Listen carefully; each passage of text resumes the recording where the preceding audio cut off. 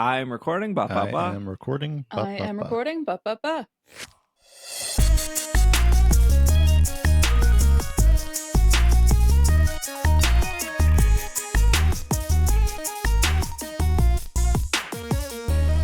What's up, everyone? Welcome to the 611th episode of the Pokemon Podcast. It's super effective. I'm your host, Steve. With me is Hannah.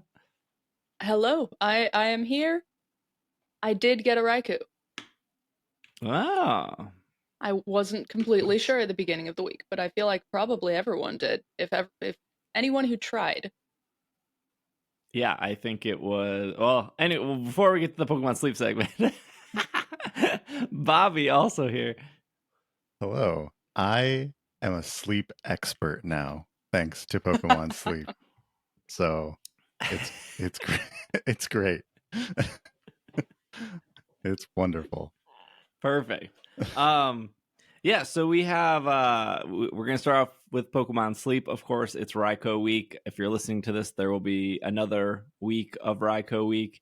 There was a new Pokemon thingy found called Pokemon Works, and we're gonna talk about that. Not that there's much to talk about there, but I can yap for a half hour about one sentence, so possible. There's some TCG news, and Bobby knows all about that with the temporal forces. And then there's some new Pokemon Go stuff. So that's our episode for the week. If you don't connect to the internet, you'll still be able to have your mass outbreaks for babies. That's still going. Although I don't know. I guess we'll wake up tomorrow to see if there's a new raid event or not. But this upcoming week is EUIC. Which is a pretty big tournament, so I don't know if they would run a raid event over that. But actually, now that you say that, they're like, let's put everything. Yeah. What are you talking about? This is the company that puts everything together. So I would assume if there is another 7-star raid, now that they're done with the Kanto starters to celebrate Pokemon Day, it would probably be Primarina. Because they were going in Elite Four order. I don't know if people noticed that, but Crispin had Blaziken, which was first, and then what was her name? Amare. She had Empoleon, and so oh gosh, what is her name? The Clay's daughter. Not Lily. It's not Lacey? Lily, but it starts with L. Yeah, Lacey. Lacey has Primarina, so Primarina should be next, and then Sceptile should be after that. And then who knows when Incineroar and the rest of those come. But I would assume they would finish the Elite Four since they started the Elite Four. You'd think. That would make sense. Yeah. Unless there's Day of the Big Wrestling Cat coming up and they're going to... Is that a national holiday? In my house it is. All right, let's get to our Pokemon Sleep news. All right, I got a Raikou. Hannah got a Raikou. The question of the hour is, did Bobby, who just started Pokemon Sleep a week ago, did you get Raikou? I did. I did get a Raikou as well. Nice. Yes. Yep. I did. Dang. Okay, yeah. And no one used their Master Ball, or did we? I did use a Master Oh, Ball. you did? Oh, Wait, okay. so did you have enough points to buy the Master Ball? Yeah, and then some. So because the intro of the game gave you. Let's just start this whole thing off with I have not spent any money on this game because I know that was a question. Important clarification. Yes, so I have spent $0 on this game. However, I did sign up for the premium trial on last Sunday. Good time to sign up. Yeah, so started the trial. Optimized Bobby. And if I'm being honest, once the 2 weeks is up, I will probably continue at least the first 6 months for the premium because I am actually excited about playing this game, which I was not sure if I would be, but after playing for a couple weeks now, I think it actually made it on my home screen. The app is on my home screen, so it's saying something. Way. Yeah, after you barely gave it the time of day when it first came out. I had a very bad first experience with that game when it first came out because of the way that I slept or something, and the Pokeball Plus or the Pokemon Go Plus like messed up, and it just gave me a bad first experience. So, yeah. But yeah, I did use a Master Biscuit for my Raikou. Because you got the free incense or whatever. Well, everyone got a free incense. Yes. So free incense, free Raikou biscuit, right? We got that that was because of the bug where it was only giving you like the 1-star sleep style or something like that. Okay, so we had 2 bugs. Yeah. Okay, so I want to we have Pokemon Go later on in the show. I do want to say that like this is the thing I've been thinking about more and more often, and I don't play Cafe Remix enough to know how buggy that game is, right? Like I do know that the economy in Cafe Remix is more atrocious than Pokemon Go. Like Pokemon Go, say what you will about it. Maybe remote rate pass is a little expensive. Pokeball is expensive, but like it doesn't feel like things are that expensive. Like if you wanted to upgrade your bag, or if you wanted to upgrade your inventory, or you wanted to buy like a 10-pack of incubators whenever they have certain sales. But when Pokemon Go has an issue, which is often, their compensation is awful, terrible. If it exists. Mm-hmm. Like we joke about like, so what? Okay, so flipping back to Pokemon Sleep, the first issue was on Sunday night for a lot of non-Asian people. You couldn't collect ingredients or berries. If you did, the game would give you an error, and then it would kick you out. And it was a server-side issue. I think it had to do with like how Asia already was getting Raikou, but America and the UK didn't. So that's where that issue came in. And you could still like you could still give Snorlax dinner and go to bed. You just couldn't collect berries or ingredients. So when you woke up, it was fixed. They without an update or anything, they fixed it server side. And they gave everyone a premium biscuit in the game, which is a good reward, especially for Raikou week. That was their compensation. But when they fixed it, they made a new issue, which was you could only get one of the sleep styles of Raikou, because there's 3 sleep styles. The funny thing is, 99% of people wouldn't have been able to get the second sleep style unless they were like a hardcore whale. But instead, because like you need to be like rank 9, master rank 9 to get the first one, you need to be like master rank 15 to get the second one, and then master rank 19 to get the third one. So in like a 24-hour period, that would have been like impossible unless you just kept buying whistles, I guess. Maybe not impossible, but yeah. So, but they compensated everyone with another biscuit and a Raikou incense. Like the compensation, and this is like they have had a really good history of like when they have an issue, which is not uncommon. Like I feel like there has been quite a few issues in Pokemon Sleep. It's just like people don't care as much because their rewards or their like I'm sorry is good. It's like a good I'm sorry, and it doesn't really cost them anything, and it's quick too. So I mean, I think one of the bugs, they actually decided to create an event. So isn't it like the 30th and the 31st of March is going to be 1.5 drowsy power, 1.5 times drowsy power for one of those things?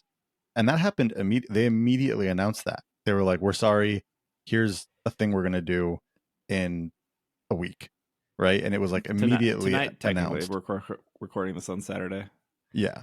And even then with the Raikou biscuit and the incense, I don't even know if I saw that they announced it. I just happened to click something and it was like, wait, what? I have a Raikou biscuit and a Raikou incense? Like I didn't buy these.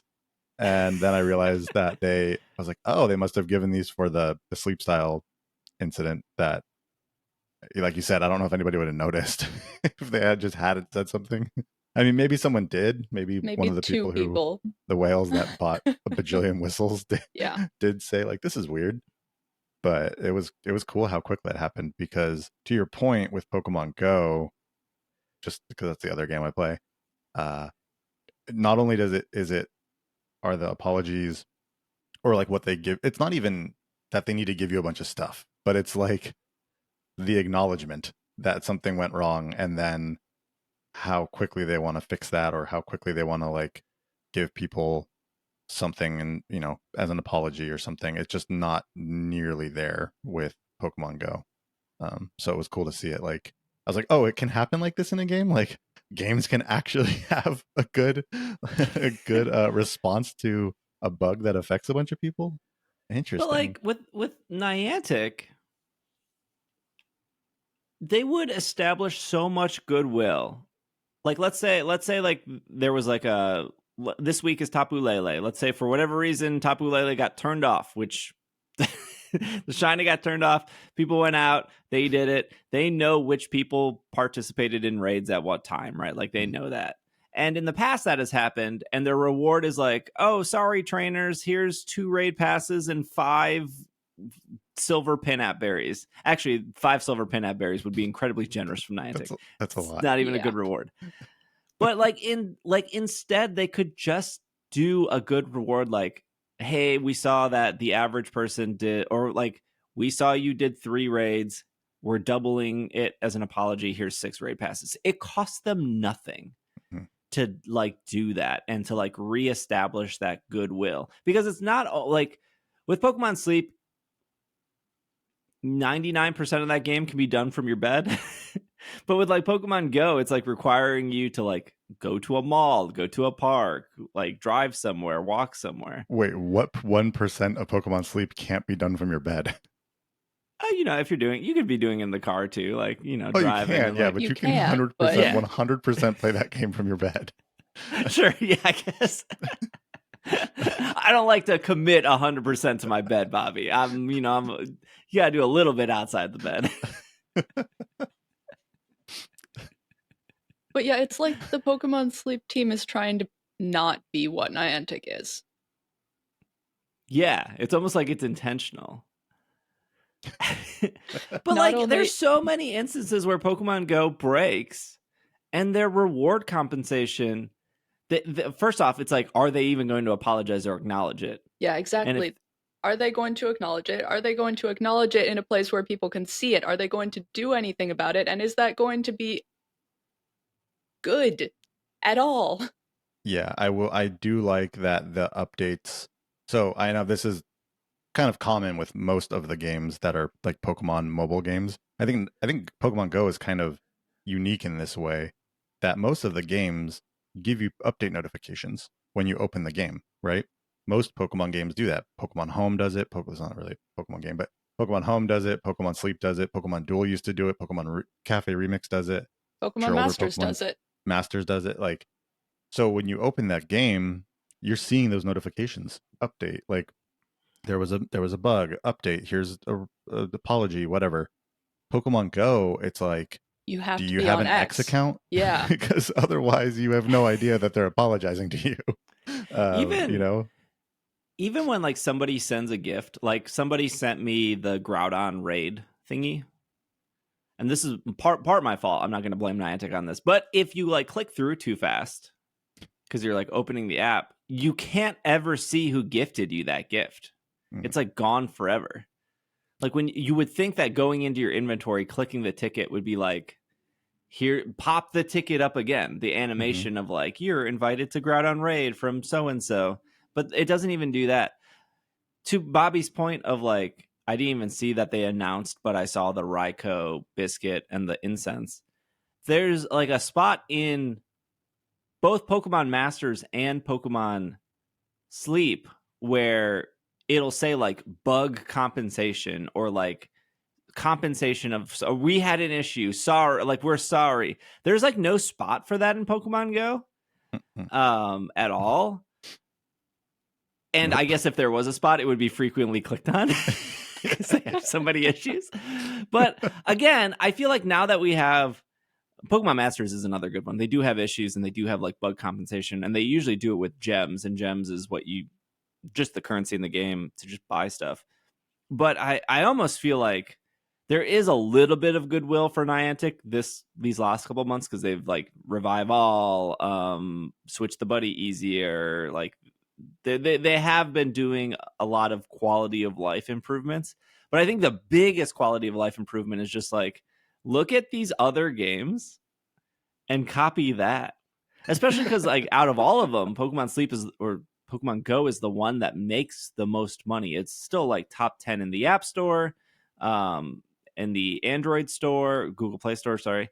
Like it's very obvious. Like even if you aren't looking at the statistics that like third parties pull on the back end, if you just open your phone and look at the top grossing apps, like Pokemon Go is always in like top 10. And if it's not in the top 10, it's like top 20, and it's just a slow week. And as soon as they do like, I'm sure it's top 10 because Mewtwo's this weekend and people love Mewtwo. So it's like, I don't think I've ever seen Pokemon Sleep in the top 10 or Pokemon, like definitely not No. Pokemon Masters. No. Well, maybe that's why Pokemon Go doesn't feel they have to apologize. Yeah. We're so popular. Yeah, they're so Still gonna play. popular. They don't have to show that little bit of extra respect for the people who use their app. Because that's what it feels like. It feels like the other apps respect their users. And the difference is that Pokemon Go, yes, it does, but not in the same way and not as much. Yeah. I will say, just kind of going back to the Cafe Remix thing that you said earlier, when it comes to the Cafe Remix like economy, and I haven't played Sleep enough to know if it does it in this same way, and I haven't played the other games nearly enough either, but I will say the thing about Pokemon Go that is a little different, and I know people are angry about, or like frustrated about how everything is pay, right, these days. So every event has an extra ticket you can buy, every event has all this stuff, but it's all kept in one place. So you actually have to kind of like seek it out to go pay money with Pokemon Go. Whereas something like Pokemon Cafe Remix, it's constantly like shoving those things in your face. Like you go to do something and it's like, oh, do you want to spend $9 to get Altaria? No? Okay, how about $7 to get Mew? How about $6 to get this? It's like, no, I just want to get to the game. Like, I don't want to click through, skip. With Pokemon Go, they at least keep it where it's like, if I want to spend money or I go to a specific place in the game, it's not constantly popping up with like, do you want to buy this ticket right now? Like it. At Do least you that's always how have remote raid passes in your bag, or always have raid passes in your bag? Because there are moments in Pokemon Go where if you don't have a raid pass, it is, do you want to buy a raid pass? But Do that's you only want to when buy you're an clicking on incubator? a raid, right? Yeah. Right. So Yeah. I'm saying like, right, is if you're going to do a raid, it's going to ask you if you want it, but you have to, your action is like going to do something that you know is going to cost money unless you have a free raid pass with you. Whereas like with Cafe Remix, if I'm just going to play the normal game, any version of the normal, like just go play a puzzle, it's like, well, hold on, do you want this? And it's like, no, I don't want to spend any money. I just want to play the puzzle.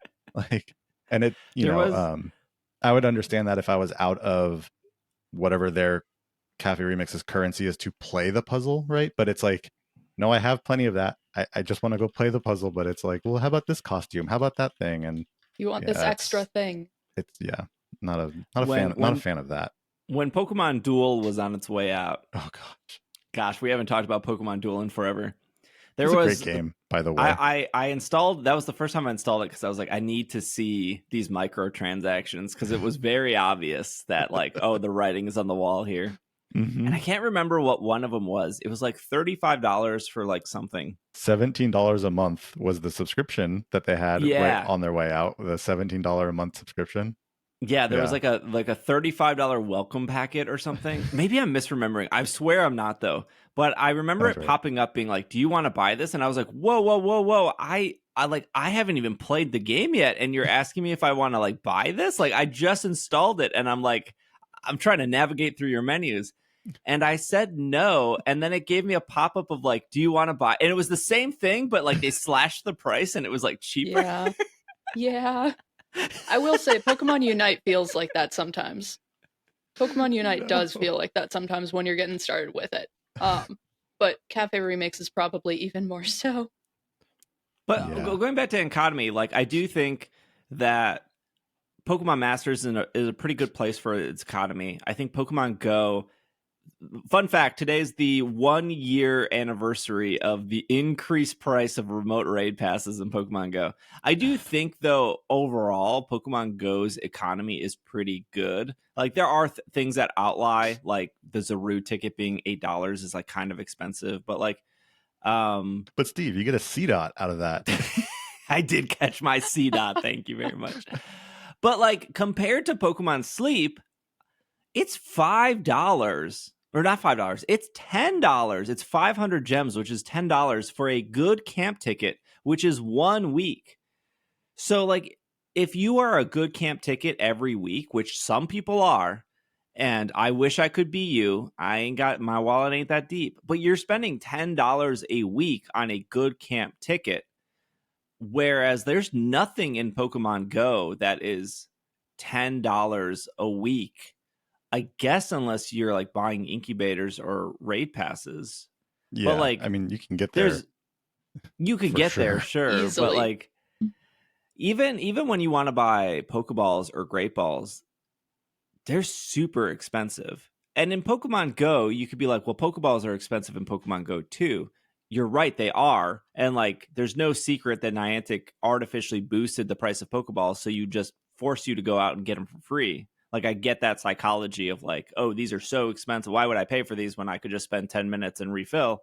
Like in 8 years, or it's going to be 8 years of Pokemon Go, I've never bought a Pokeball ever.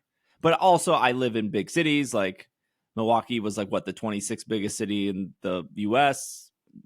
Twin Cities is like the 24th biggest city in the US. Like I can get 400. Like this is not me bragging, but I can literally go from 0 to 400 Pokeballs in less than an hour at Mall of America. Again, very privileged, best place, indoor place to play. Like I'm sure if you live in the middle of nowhere, you're like, I have to buy Pokeballs. I get that. But like I still think that Pokemon Sleep's store is so overpriced that the only like good value I think is $10 a month for the subscription. Even that is like, when you really think about it, it's like that's $10 a month. That's still $10 a month. Like that is still that's still higher than most other sleep apps. Yeah, I mean, I guess Pokemon Go doesn't have any type of subscription. I guess they sort of try to do things with these they probably would if they could figure out how to program. I think the code's already in the game. Well, we've already seen subscription stuff. Yeah, and it's not a subscription. It definitely, like, I'm not saying this is a subscription, but it's closer to it with like the seasonal tickets that they're doing, where it's like pay $5 a month throughout the season, and you're going to get this kind of stuff. Like I feel like it's almost like they are like slowly stepping into what could be a subscription and seeing if like they do get people to purchase these things along the way. But $10 a month to have extra things in a sleep tracking app, is not actually abnormal to have a sleep tracking app that you technically pay for. It's a game that encourages good behavior, Bobby. Sure. Don't call it a sleep tracking app. Sure. Okay. Great. Well, that costing $10 a month, that's expensive. Like that is expensive when you think about other games where, now to be fair, you can obviously not pay $10 a month and still play the game just fine. Yeah. But like, I guess just like, I feel like I don't know why I feel like they're like, they could have a tier with like $5 a month or something. Like I just feel like $10 a month is a big jump from nothing. Like nothing or $10 a month seems like a big jump for a Pokemon mobile game. Just because I feel like I haven't seen something quite like that before. But again, like I don't play all the different Pokemon mobile games, and Pokemon Smile does not have a subscription, so I wouldn't know otherwise. Pokemon Masters has a subscription, and it's kind of bad. Is it expensive? It's not like terribly expensive, but it requires you to log in order to collect it. It's like a Pokemon Unite thing. Like Pokemon Unite is also similar, where it's like you need to log in to collect your gems and stuff. I've always felt weird about when you pay for something but you still have to, like, especially with Pokemon Go does this the worst. Like, so you pay for a research or something, but if you don't open the app in the time then it just goes away. Like you just can't get it. Like it's very weird to me that happens. Like how Will paid for the Go Fest ticket and didn't open his app on the day for Victini, so just I didn't do get wonder, it. Looking back, like how much money have they made on people who paid for a research ticket and then didn't open the app in time for it to pop up? And it doesn't happen with every research, obviously, but I know there have been some in the past where it does. And it seems, especially when you buy it beforehand, so it's like you bought it before the event, but now you have to remember to open it during the event, or else you just spent, $5 or $10 to get nothing, which is just like buying incubators anyway. Yeah, I don't think Pokemon Sleep is perfect. I think they're very good at apologizing and making up for stuff. I think their economy is not great. Whereas like Pokemon Go, you can do so much for free. And their economy is pretty like low level of like, I just want to buy one raid pass, or I just want to buy one incubator, and it doesn't feel like you're breaking the bank. Whereas like Pokemon Sleep, you can't even buy anything like, oh, I just want to spend like $2. Like, what are you gonna get for $2? Like a whistle? I don't even think the whistle is twice as much as that. Yeah. Yeah. The whistle's like $4. Yeah, that's. And they gave 3 whistles as well as an apology. That was also part of their apology. Impressed by that. That was cool. Yeah. But yeah, whistles are like maybe the rewards in Pokemon Sleep feel so good because like everything in their store feels so expensive. That's what it is. That's what it is. Price things higher to make it feel better. The only things that you can get for $2 are the upgrades to the bag, the ingredients pocket. So the Pokemon box, the ingredients pocket, and the items pocket. So the upgrades. Funny. That's the only thing. Those are the cheapest things. The same thing from Pokemon Go, because it's $2 to upgrade your bag or your Pokemon storage in Pokemon Go as well, right? Yeah. Yep. Yeah. Oh wait, the energy pillow. The energy pillow is less than $1. That is like buying that's like buying revives in Pokemon Sleep. When you're someone who doesn't get enough sleep, yep, me too. Sometimes you could get a Pokemon with energy bonus or whatever. That gold scale energy that works. It does work. It does, but also sometimes you need to swap back in a Pokemon to your team that doesn't have its energy at full. There are a few different situations. I feel like I'm very blessed to have a super good Wigglytuff, so my like energy never drops below like 80% because that Wigglytuff's always popping off. She's a queen. I don't know if my energy's ever hit 80%.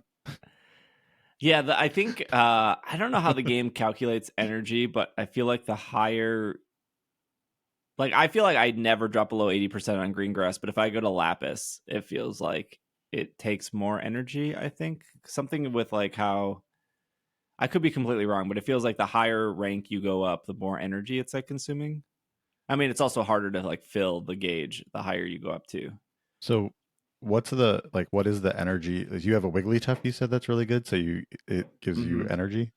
Yeah, Wigglytuffs, there's like 3 Pokemon that give, it's called energy for everyone. Yeah, so you'll see on like the subreddits like E for E. I have an Igglybuff that has energy for everyone S at level 1. Yep. So it's the Wigglytuff line, the Ralts line, and then Espeon, I think, are the 3 that can do that. When I say Ralts line, I mean Gardevoir. Gallade is actually something different.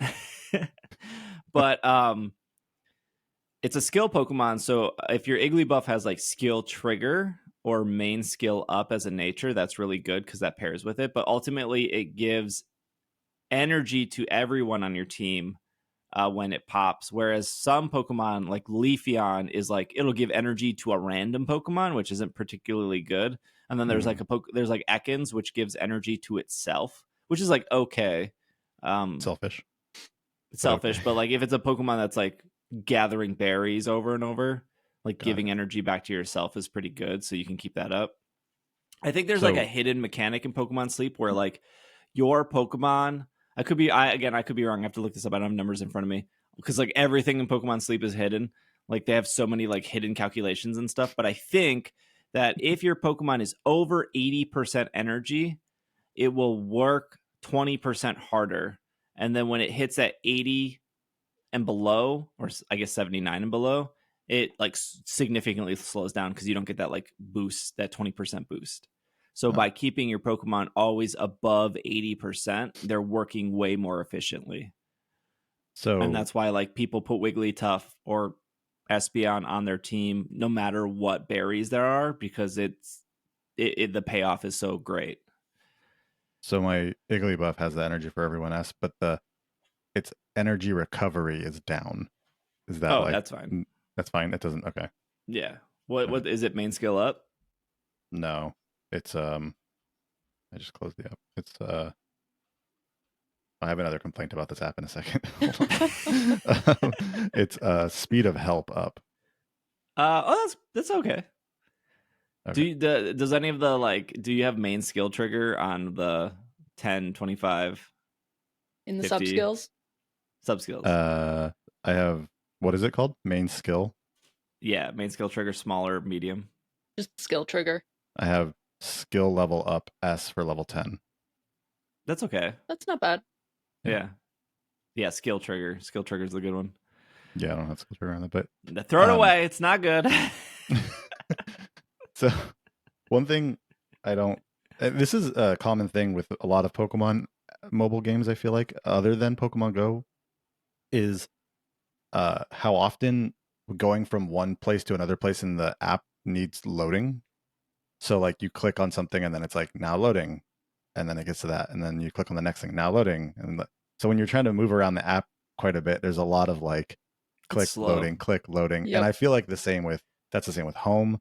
That's the same with Remix. That was the same with Duel. That's the same with even Pokemon Smile. Like all these apps like have, and maybe it's a bigger thing with apps, but then with Pokemon Go, you just go do things and it just Pokemon Go is super fast. Quickly That's works. True. Like just go from place to place.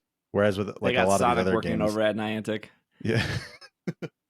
A lot of these other games, it's just there's a lot of loading screens to go from one thing to the Pokemon next. Masters is pretty fast relative to the rest of them. But yeah, that's the whole reason I don't transfer Pokemon in Pokemon Sleep, because I never want to go through all of those loading screens.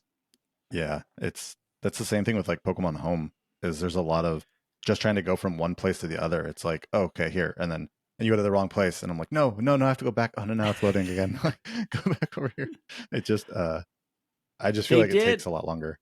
They did speed up the cooking. At one point, the cooking was like 3 times slower, and they like sped up the fan. Yes. Yeah, you like fan the fire, it used to be super slow, and they that was like a 1.2 update or something. They're like, we made it faster.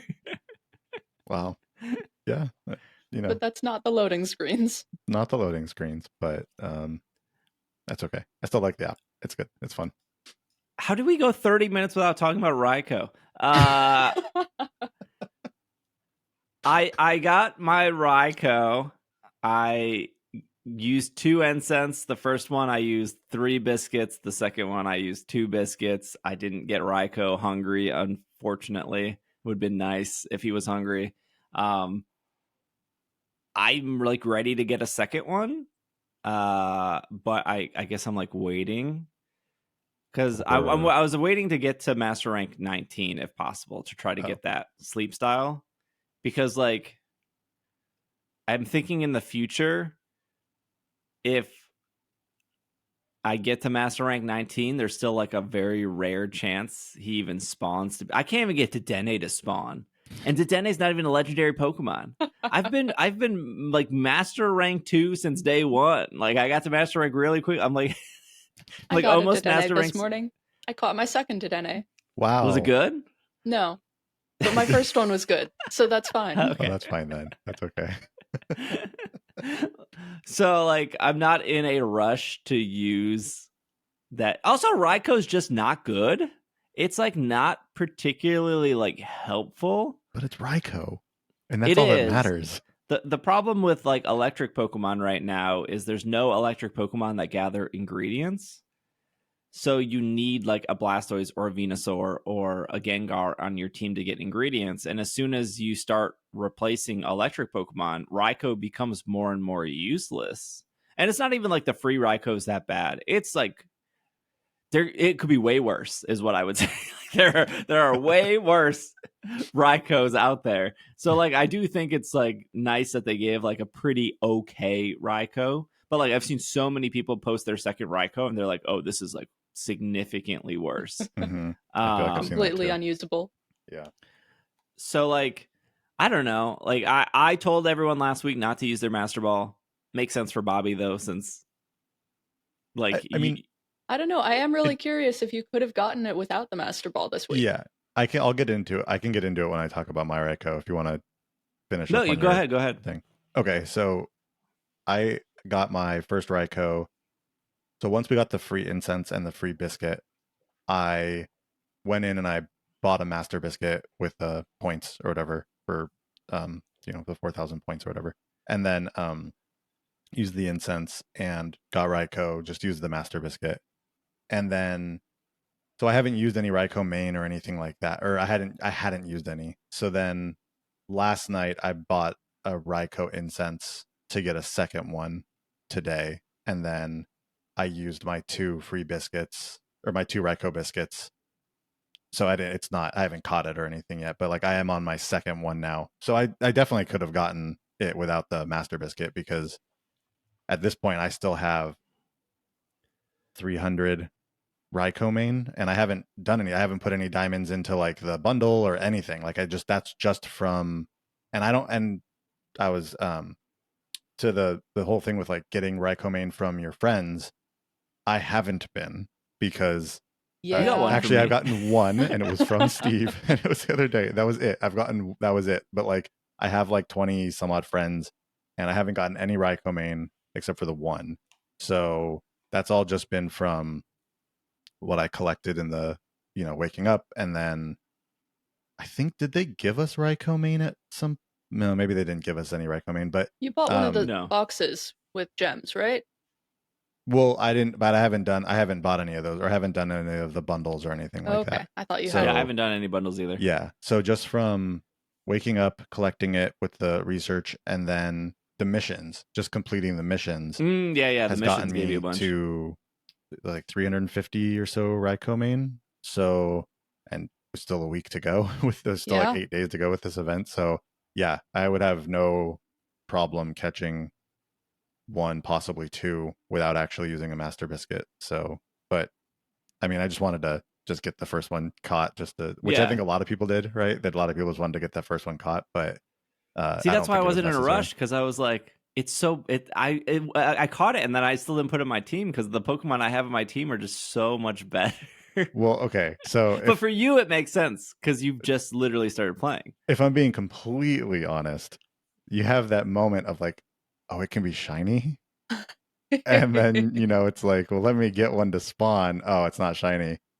All right, well, let me catch this, and then let me see if I can get another one to be shiny or something. So there's that. Yeah. Well, fun fact: if you gave it like a biscuit, and it comes back, it can come back shiny. Like they do re-roll every time, even if you like fed them. Yeah, I figured that. But once I had it in front of me, I was like, well, now I just want to catch it. Now I just want to get this first one out of the way. So, and I thought it was cool because I was already going to get the master biscuit anyway. Like I already kind of planned to do that. Like I thought I was like, oh, I'll just do this. And then I still had like the Raikou biscuits and everything. So I was like for a second one if I wanted to do that. But like to your point, a lot of people I've seen have been like, oh, well, the second one's terrible. Mm-hmm. so that's why I like, even if there was an electric island, it's like until they release an electric ingredient finder, it's like really hard to justify Raikou as a Pokemon right now. Even if you got like God Roll Raikou, it's like you got to live off apples or something because that's all electric Pokemon are bringing in. How was your experience, Hannah? I got my first Raikou was hungry, so it only took 2 times seeing it and only took 3 biscuits, I think. Then that makes sense. Yeah, 3 Raikou biscuits to get it. I got the standard one that everyone has, and I haven't worked super hard at getting another one because I think you were saying, Steve, that you were going to go for the main skill seed before getting another one. I think the seed is way better than a second one. Yeah, I think that's what I'm going to be doing too. I don't quite have enough Raikou main for the seed, but I will soon, and I plan to get that before even trying for another Raikou. Yeah, I thought like, do I spend 80? Was it 80 for an incense and force it in? Or now that I've been master rank 9 since Tuesday, so it's like, what if it just spawned in? Then I'm saving 80 main. Mm-hmm. And like I have biscuits just in case. but like I don't need it, so I would rather get the main skill seed. I know for sure once I get the main skill seed, I'll still have left over to spawn another Raikou in before the event is over. So at this point, it's just like I'm saving money if he just randomly appears. Oh, totally. By the way, is there a minimum to how many biscuits can make a Pokemon full? Because the Raikou that I had that I saw this morning, it got full after just the 2 Raikou Two, biscuits. I think, is the minimum. I've never seen a Pokemon get full on one biscuit. Yeah. Never gotten a critical hit on one? No, sorry. No, I get full, so I can't go any further with it. Yeah. So yeah, I only got. We keep messing that up. Like not full bar, but the Pokemon is like, sorry, I can't eat any more full. Any more biscuits? Got it. Yeah. So I was able to use the 2 Raikou biscuits, so I got 12 out of the 30 bars, and then it said it was full. I couldn't give it any more biscuits after that. So, I hadn't seen it. I hadn't seen one that got full in 2, where I couldn't give it anymore. Yeah, 2 is definitely possible. Like, 1, I think. No, wait. Is 2 possible? Yeah. Once you feed it 2 times, then it can get full. That absolutely can happen. Yeah. Yes. But you can always feed it more than once. Yes. Cool. It's like 2 to ? I gave Raikou 3 biscuits, and then he was full, and I was like, that sucks. Like, whatever, I'll get him tomorrow. And then I went to give like a Swablu who's like 4 out of 5, like 1 biscuit, like 1 Pokeball, and it critical hitted that 1. That's and I was like, painful. nah. I was like, this is what I don't need to crit. You are already going to be max H, whatever. Okay. I don't know if anybody has been able to figure this out. How long has this game been out? Probably like 9 months now. It was like July of 2023 when it came out. I think 8 months, 8 or 9 months. Yeah. Okay.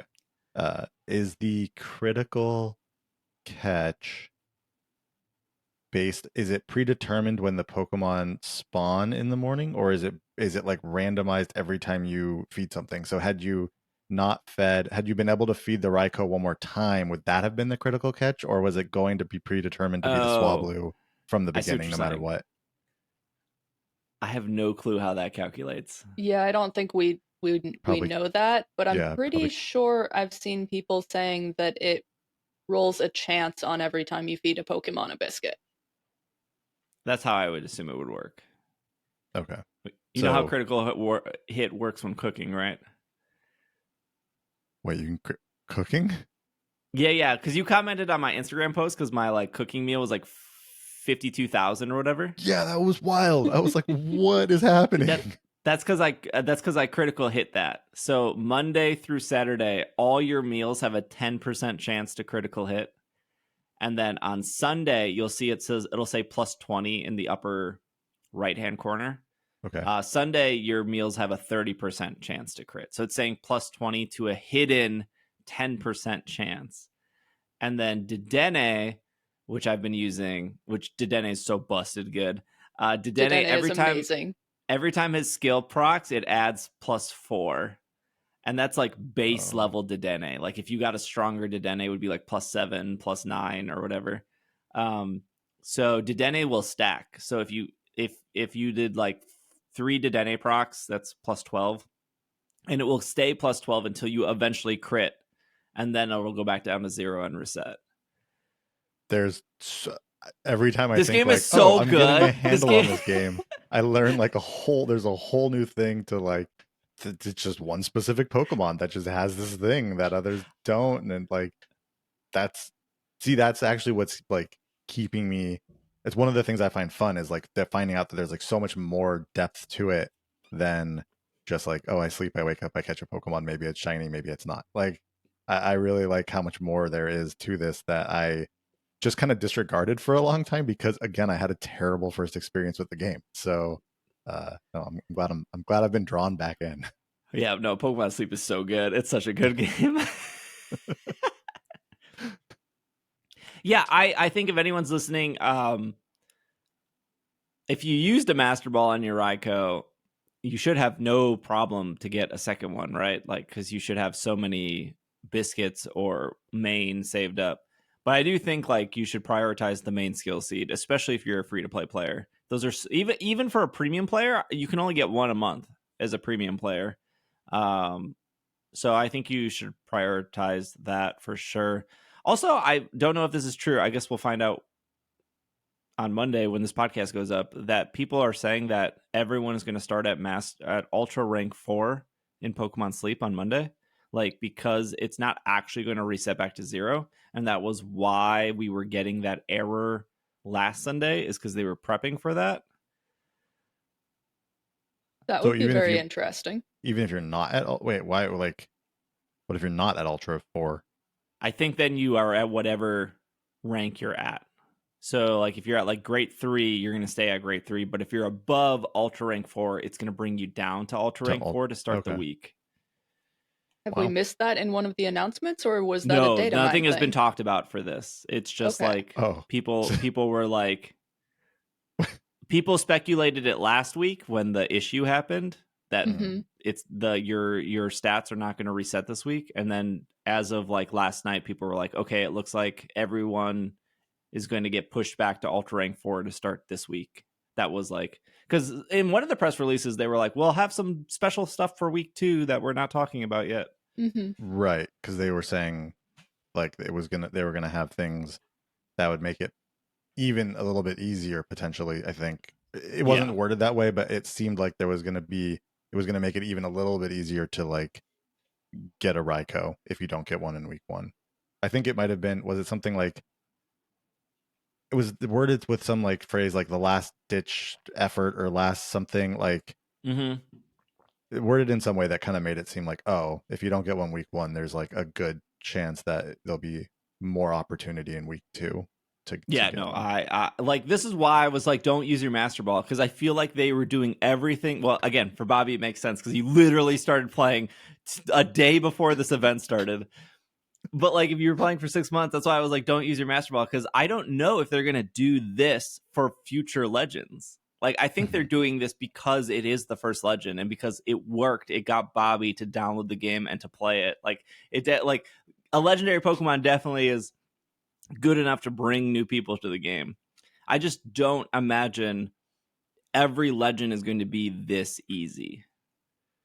Well, they brought the right legendary, at least in my case, to the game. Like, if it had been like Regice or Heatran, which I have deep bitterness for both of those Pokemon, I don't know if it would have brought me back in the same way that Raikou did.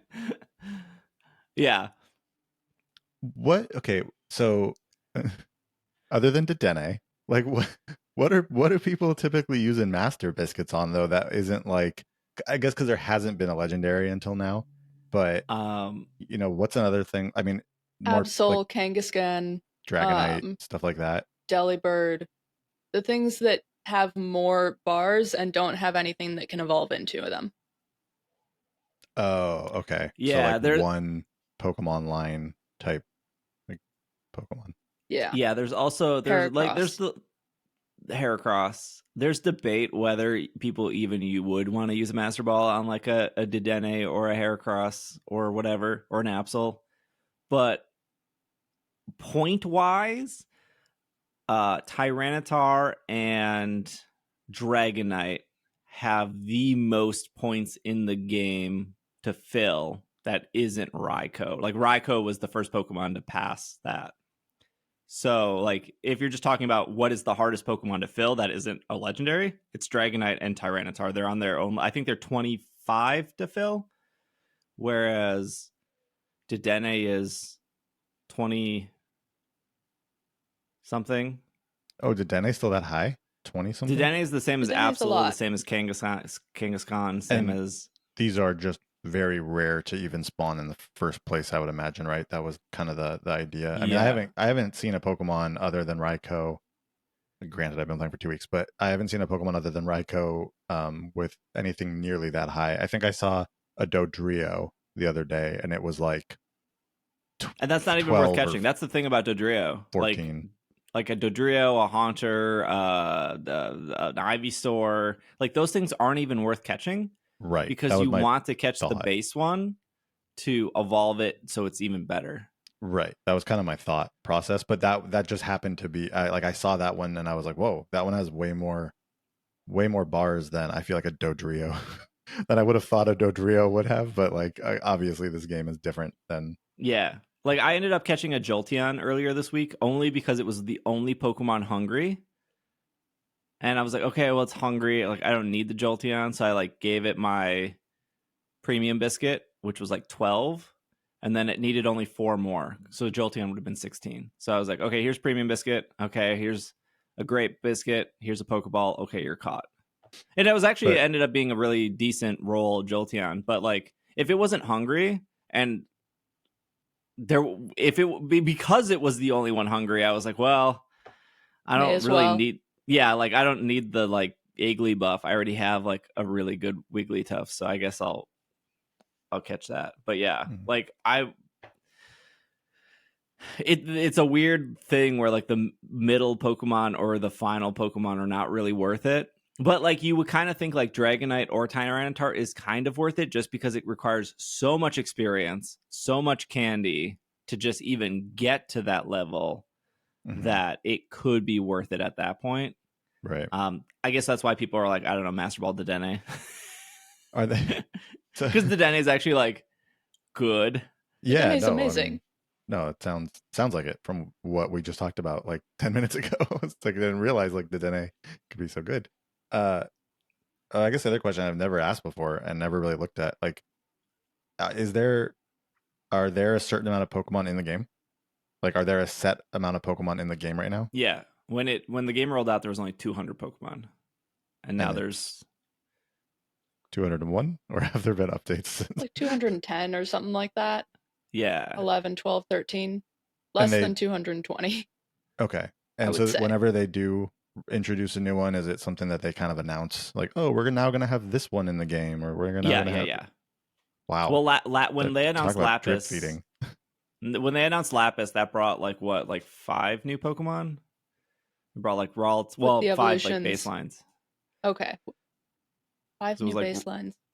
Ralts, Stuffle. Yeah, Dedenne. Ralts, Stuffle, Dratini. Dedenne was. Dedenne came with Lapis. Okay. Dedenne came with Lapis, but they put it on green grass as well. That would explain it. Yeah. Got it. Was there one more? Maybe that was only 4 Pokemon. So introduce new locations potentially with new Pokemon. Lapis was the first location they've announced in 6 months. Oh, okay. Well, but to be fair, like not a lot of people could get to Lapis because it required so many sleep styles. Although I have been getting at least 1, more often 2 new sleep styles a night with this event, so I'm much closer than I was before. Yeah, I'm like 10 Pokemon away from whatever the next area would be. So what are your sleep style numbers at then? Like, what is 6 to 7 months of playing this game? Whether it's a lot or a little, but what is that getting you sleep style wise? So my not hardcore and also not paid player sleep style dex is at 214 styles. Okay.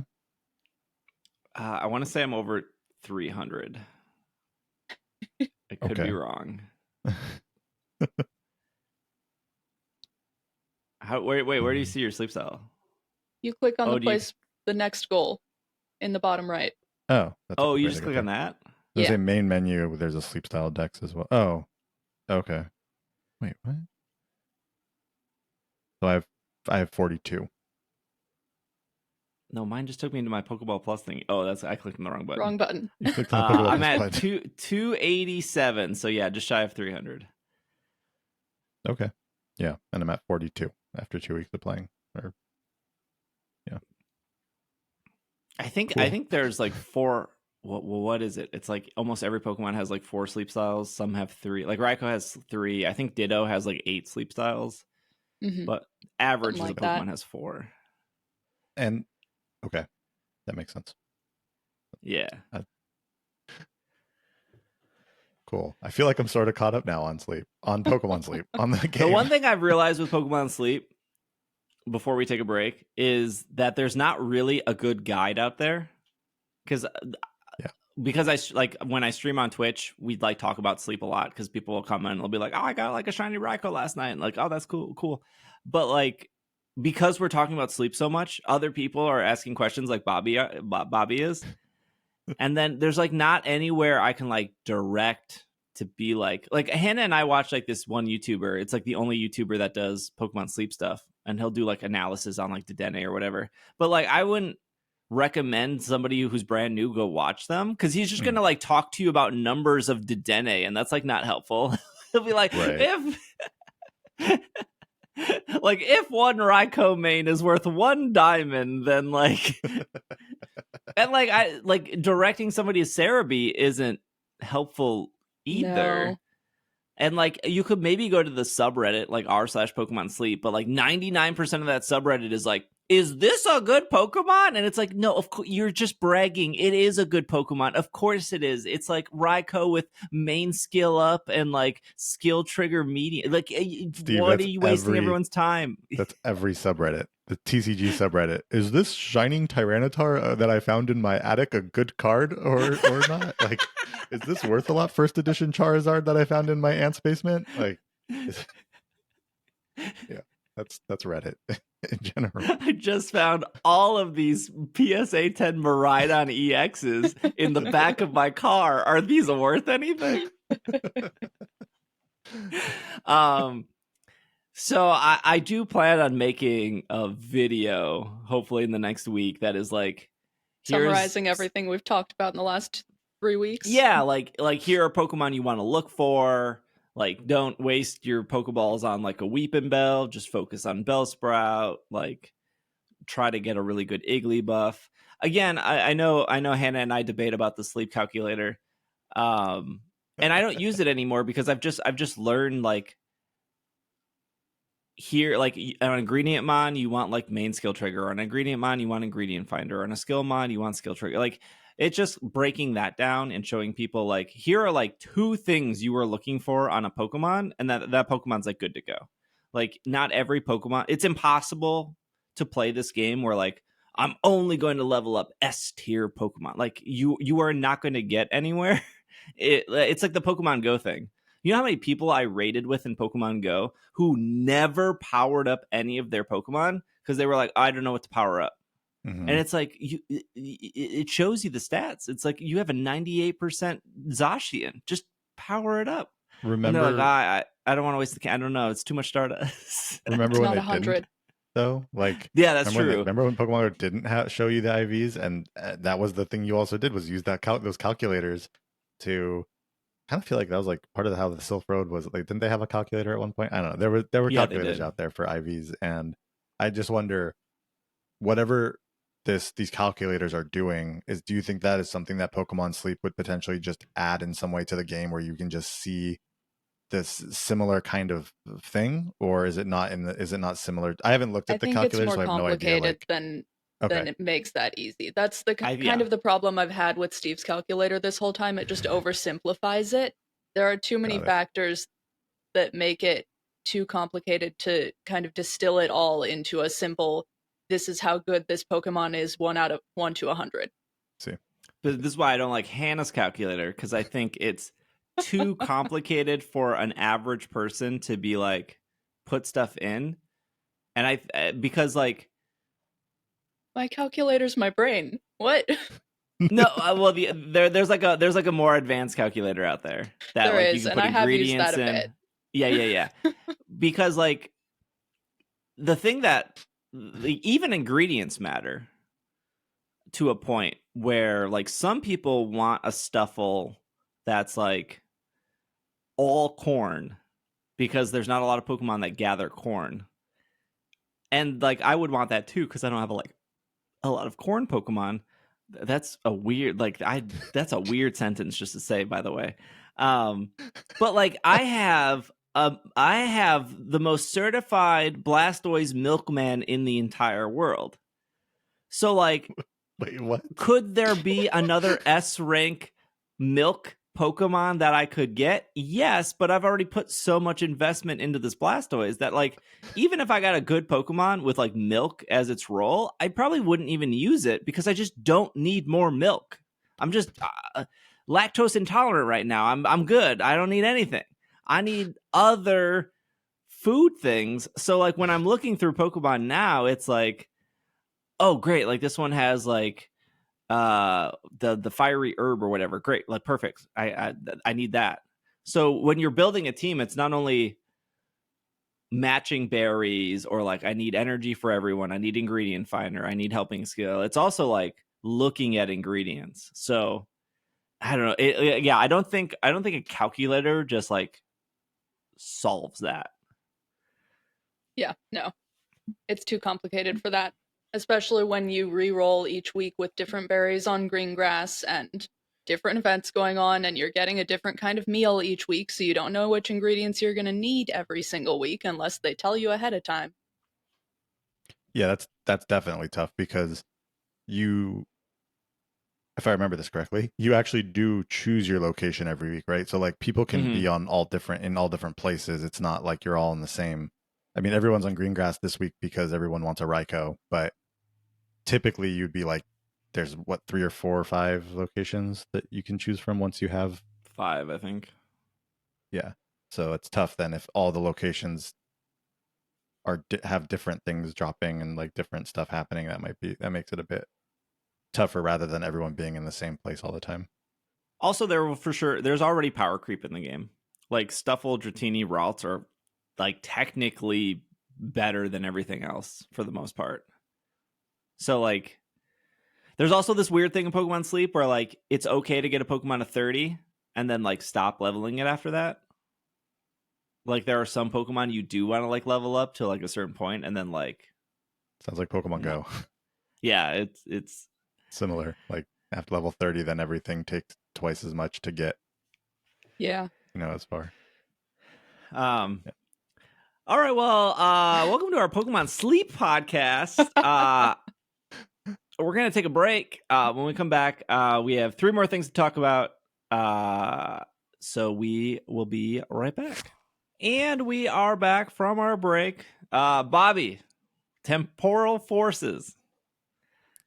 Yes. You sent me, what was it, Instagram DM or a text with like a video of like, why is this card all of a sudden super expensive when the day before it was like $45? Yeah. So it's a fun maybe topic. We should preference maybe we should explain. Temporal Forces is the newest TCG set. It came out the 22nd, I believe. Yeah, last Friday. Last Friday. It came out the 22nd. Pre-release stuff was the 15th, 16th, 17th, all that stuff. So pre-release, you usually go to a game store or that's kind of it. You go to like you have to go to like a card shop or like you go to a card store. shop. You get like a small deck. You get like 6 booster packs or something. 4 booster packs. 4 booster packs, and then you get the cards early by like participating in a pre-release. And then the following week, the set came out. Here's some cards. Pokemon Company sent this. This is not good for our audio. It's just a bunch of cards. This is what they look like. It came out. That's not unusual. Cards come out every 3 months, and then we know what prices are or what people are going after. But usually, cards start expensive when they come out, and then they go down. Mm-hmm. And this didn't happen with Temporal Forces. Yeah, sort of. So this is kind of how it went. Pre-release, to Steve's point, cards are usually higher priced because there are so few people opening them, right? So if you think when a set comes out and the big box stores have the cards and the local card shops have the cards and the Pokemon Center is sending everyone their shipments of the cards, there's a lot more cards in rotation, so prices will typically drop when you're looking at like the singles prices because there's so many out there. During the pre-release times, only the local card shops are getting those pre-release kits. So there's a lot less people opening cards during the 2 weeks prior to a set releasing, which means they're usually being resold at a much higher price because there are so few out there at that point in time. This turned a little bit with the set on a couple of the cards, and there are a couple of reasons for it. So set came out officially on March 22nd, and the rarest cards in the set are in this era of cards are called the special illustration rares.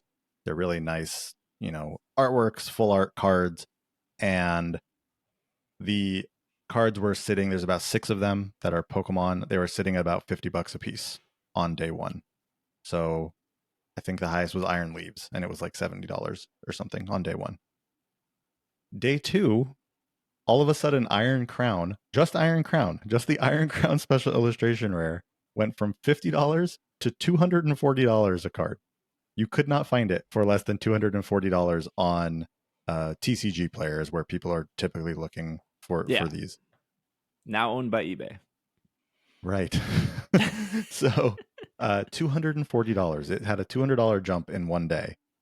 And the funny thing is that the next day it had a $100 drop. And so it was $140 for this card the next day. And then now it's been sitting at about $100. So about twice what it was a week ago when the set first released. And if you follow what happened,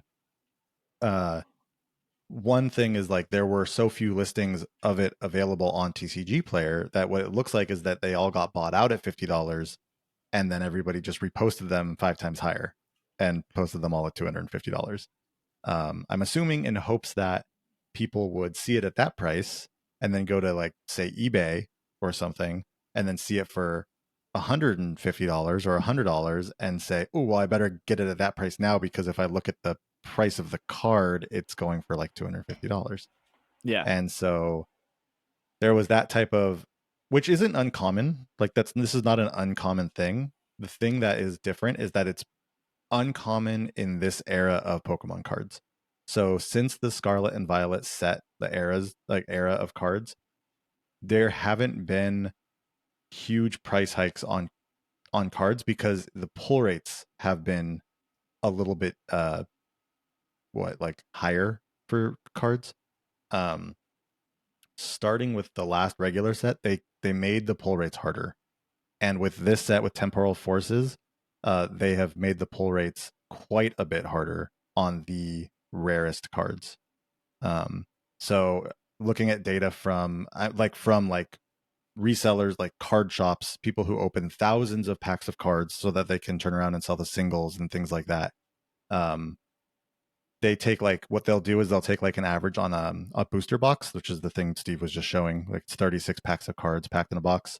And they'll usually take an average of like how many of each of these types of cards you're going to get in a box.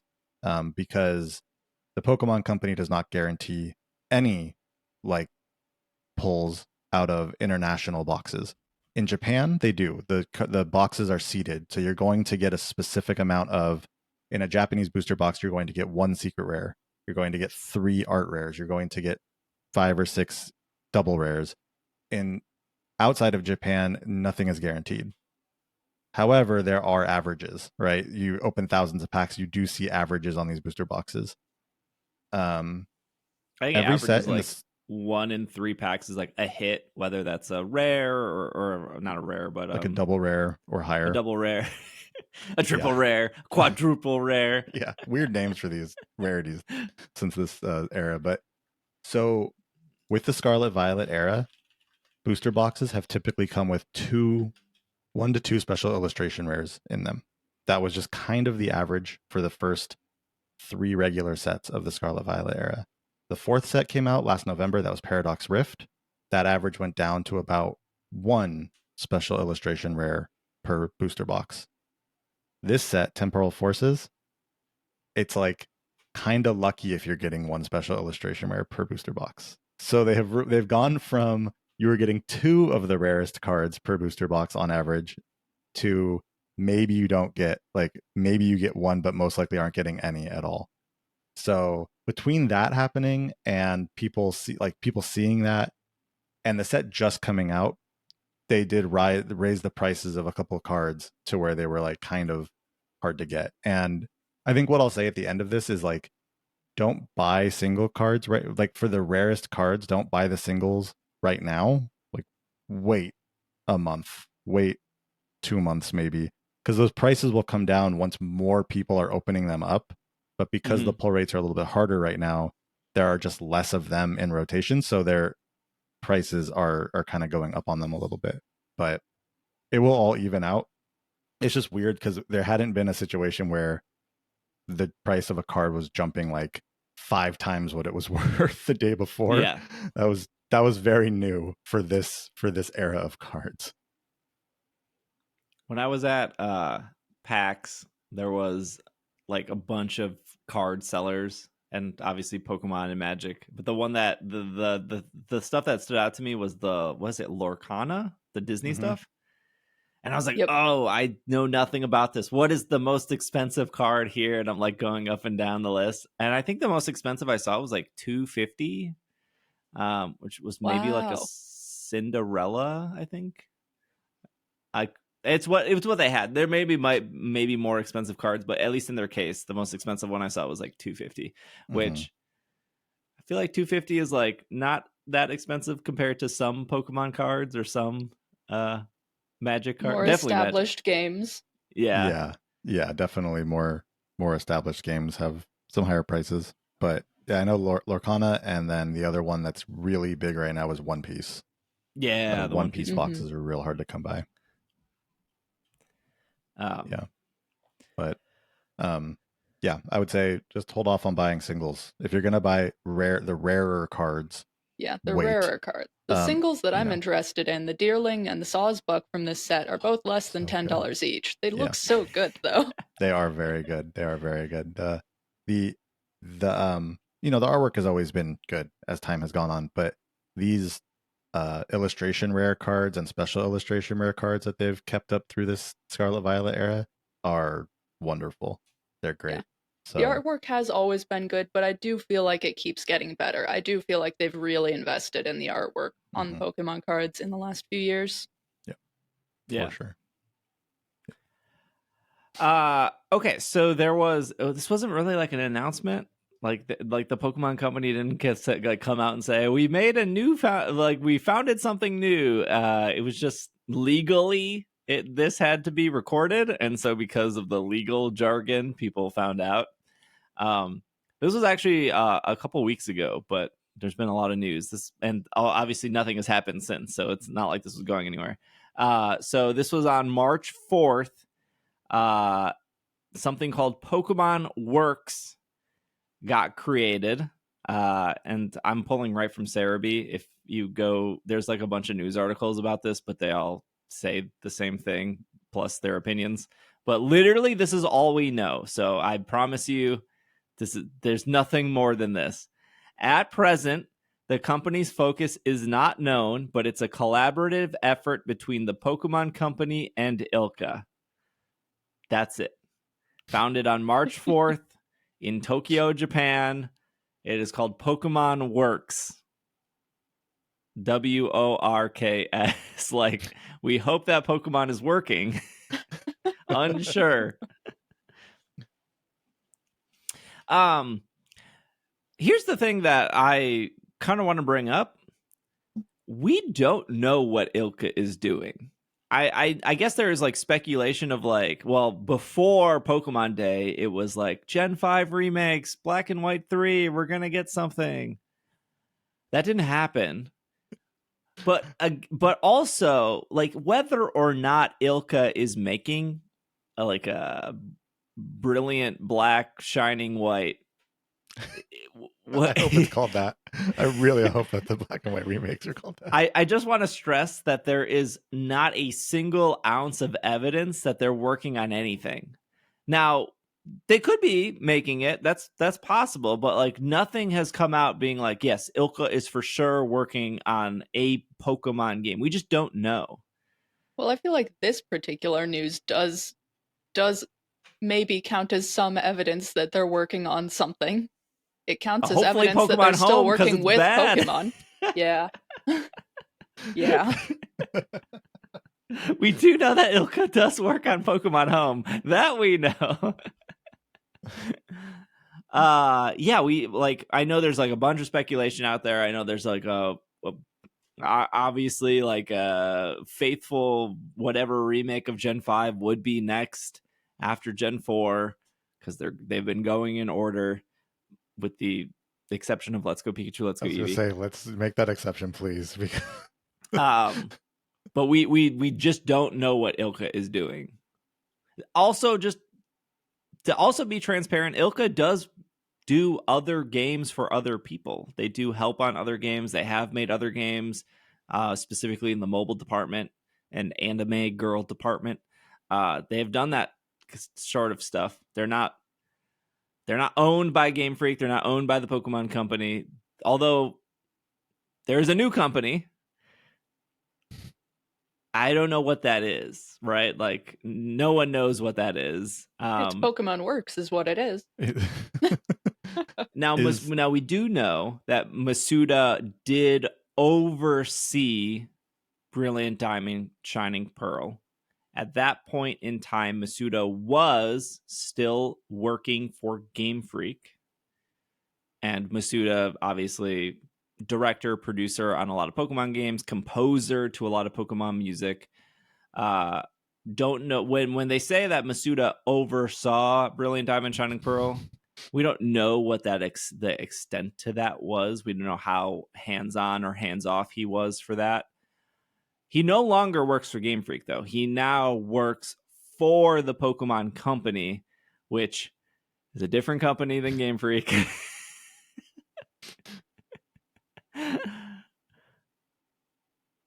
Collaborative effort between the Pokemon Company and ILCA. Yeah, I don't know what this would be. I would, if I was to speculate, I would agree with what Hannah is suggested is like, it has to be something Pokemon related going forward. It'd be weird if it wasn't. Like, are they saying now ILCA is going to handle a lot of these older style remakes? Is ILCA going to handle better updates or more advancements to Pokemon Home? Like, it does kind of make sense to be like, hey, our future of Pokemon relies on all of these games intertwining together, and we paid you to make that intertwinement, which arguably, like, kind of, it works, but it works. Yeah, it does work. So we want to, like, have a foundation of, like, we need this Pokemon Home thing to, like, last for another 10, 20 years, and we need some sort of structure. Yeah. Well, I wonder if this could possibly be, like, because you said ILCA works on other things that aren't Pokemon related. So I wonder if this could almost be like just almost like a way to have a separate entity that is ILCA's Pokemon Works. So the Pokemon things that they do, and so then that all would be housed under Pokemon Works, right? So let's say Home gets an update in a year, or a Black and White 3 comes out, whatever the thing is that comes out. It's like the developer, or like it could say like Pokemon Works is the company behind it, and that's just saying like, oh, that's what ILCA does for Pokemon essentially, and just kind of house all of that under the entity of Pokemon Works. Yeah.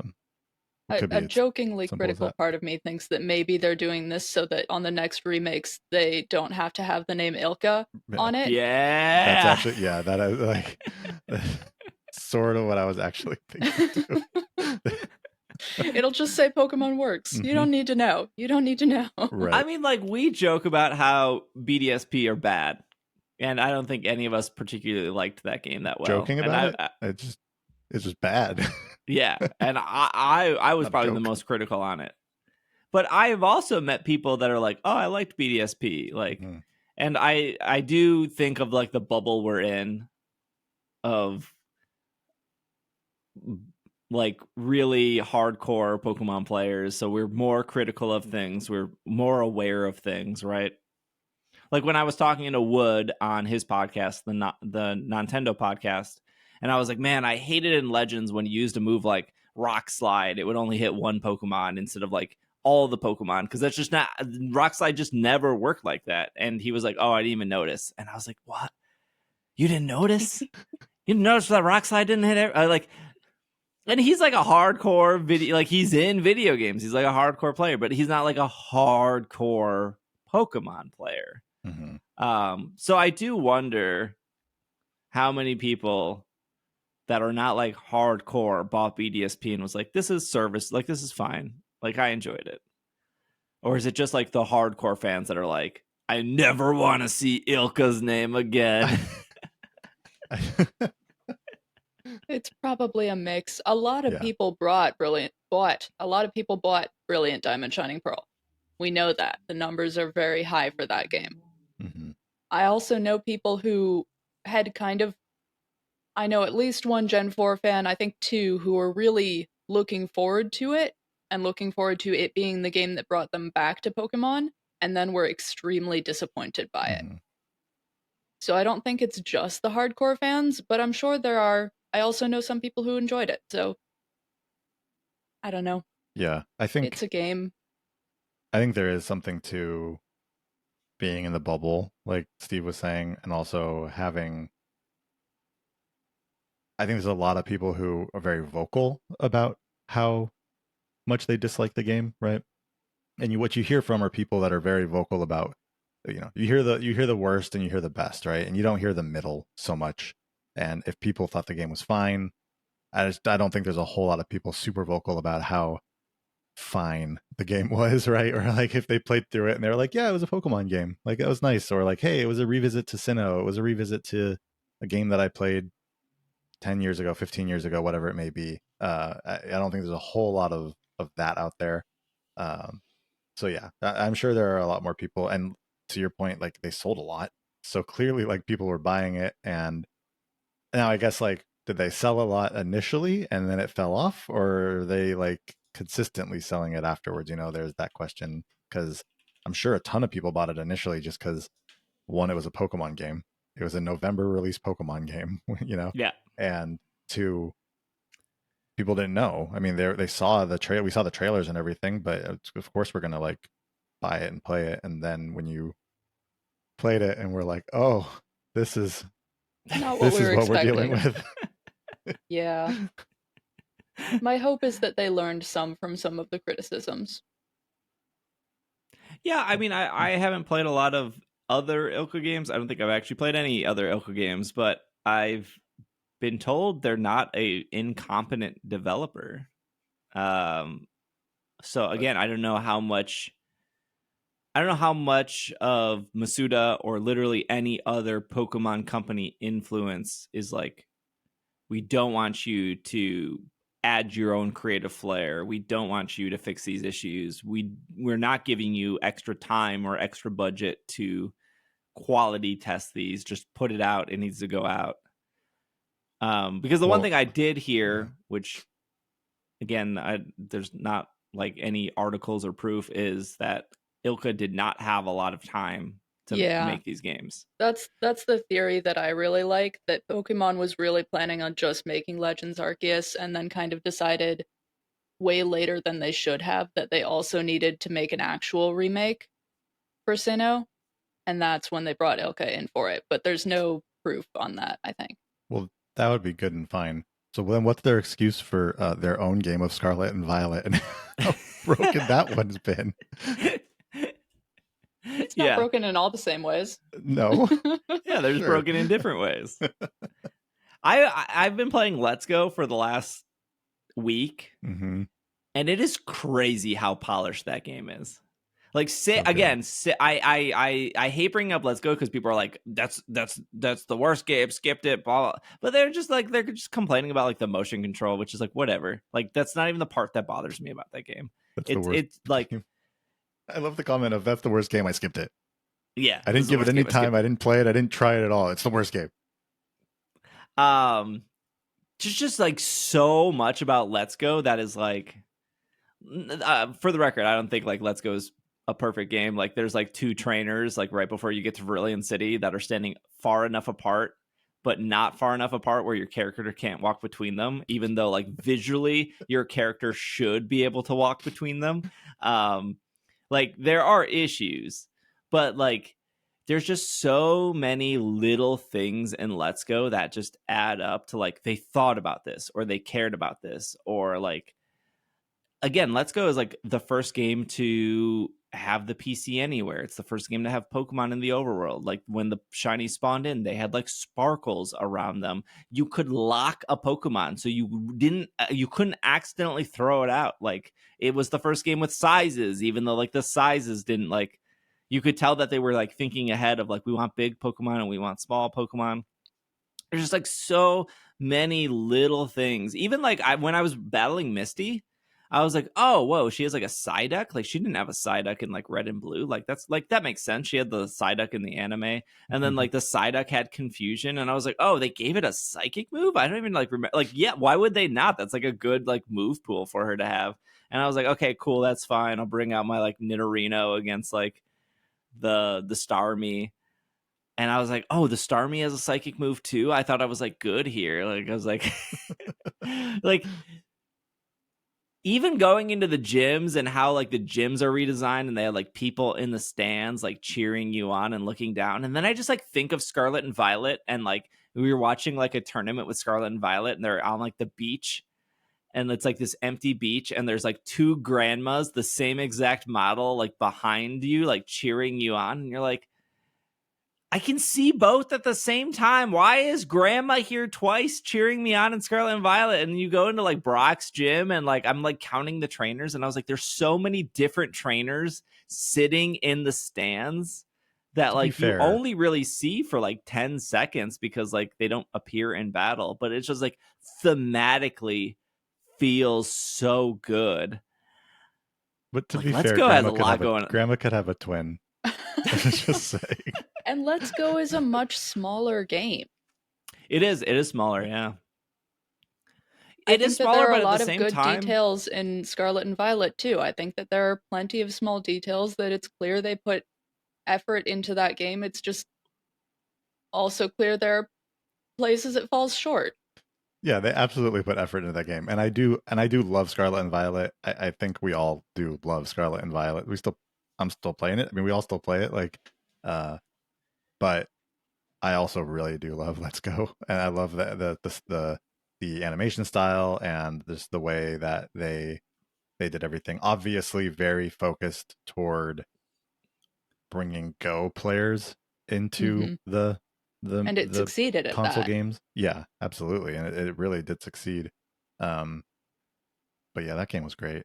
I'm just tired of Kanto.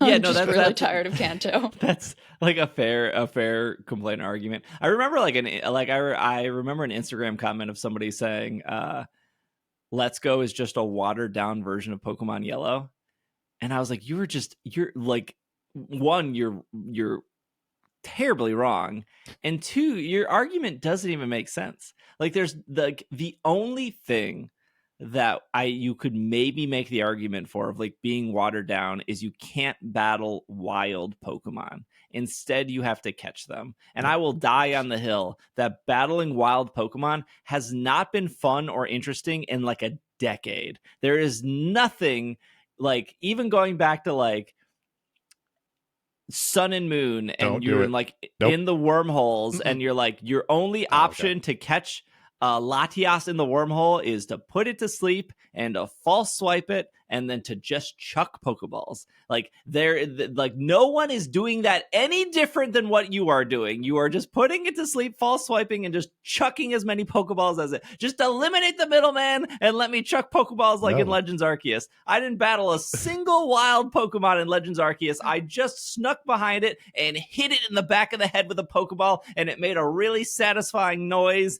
and then the little fireworks appeared, and it was awesome. Steve, but like, I disagree with you here. I spent last night SOS hunting a Hoot so I could get a shiny one. I knocked out 70 Hoot, and then I did exactly what you said. It popped up. It was shiny. I paralyzed it. I false swiped it. I knocked out its counterpart.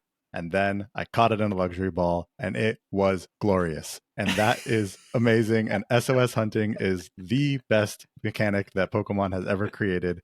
And I love battling Pokemon when it's SOS style. Everything else is whatever. I don't care. But SOS hunting, the best. SOS and chain fishing were both very...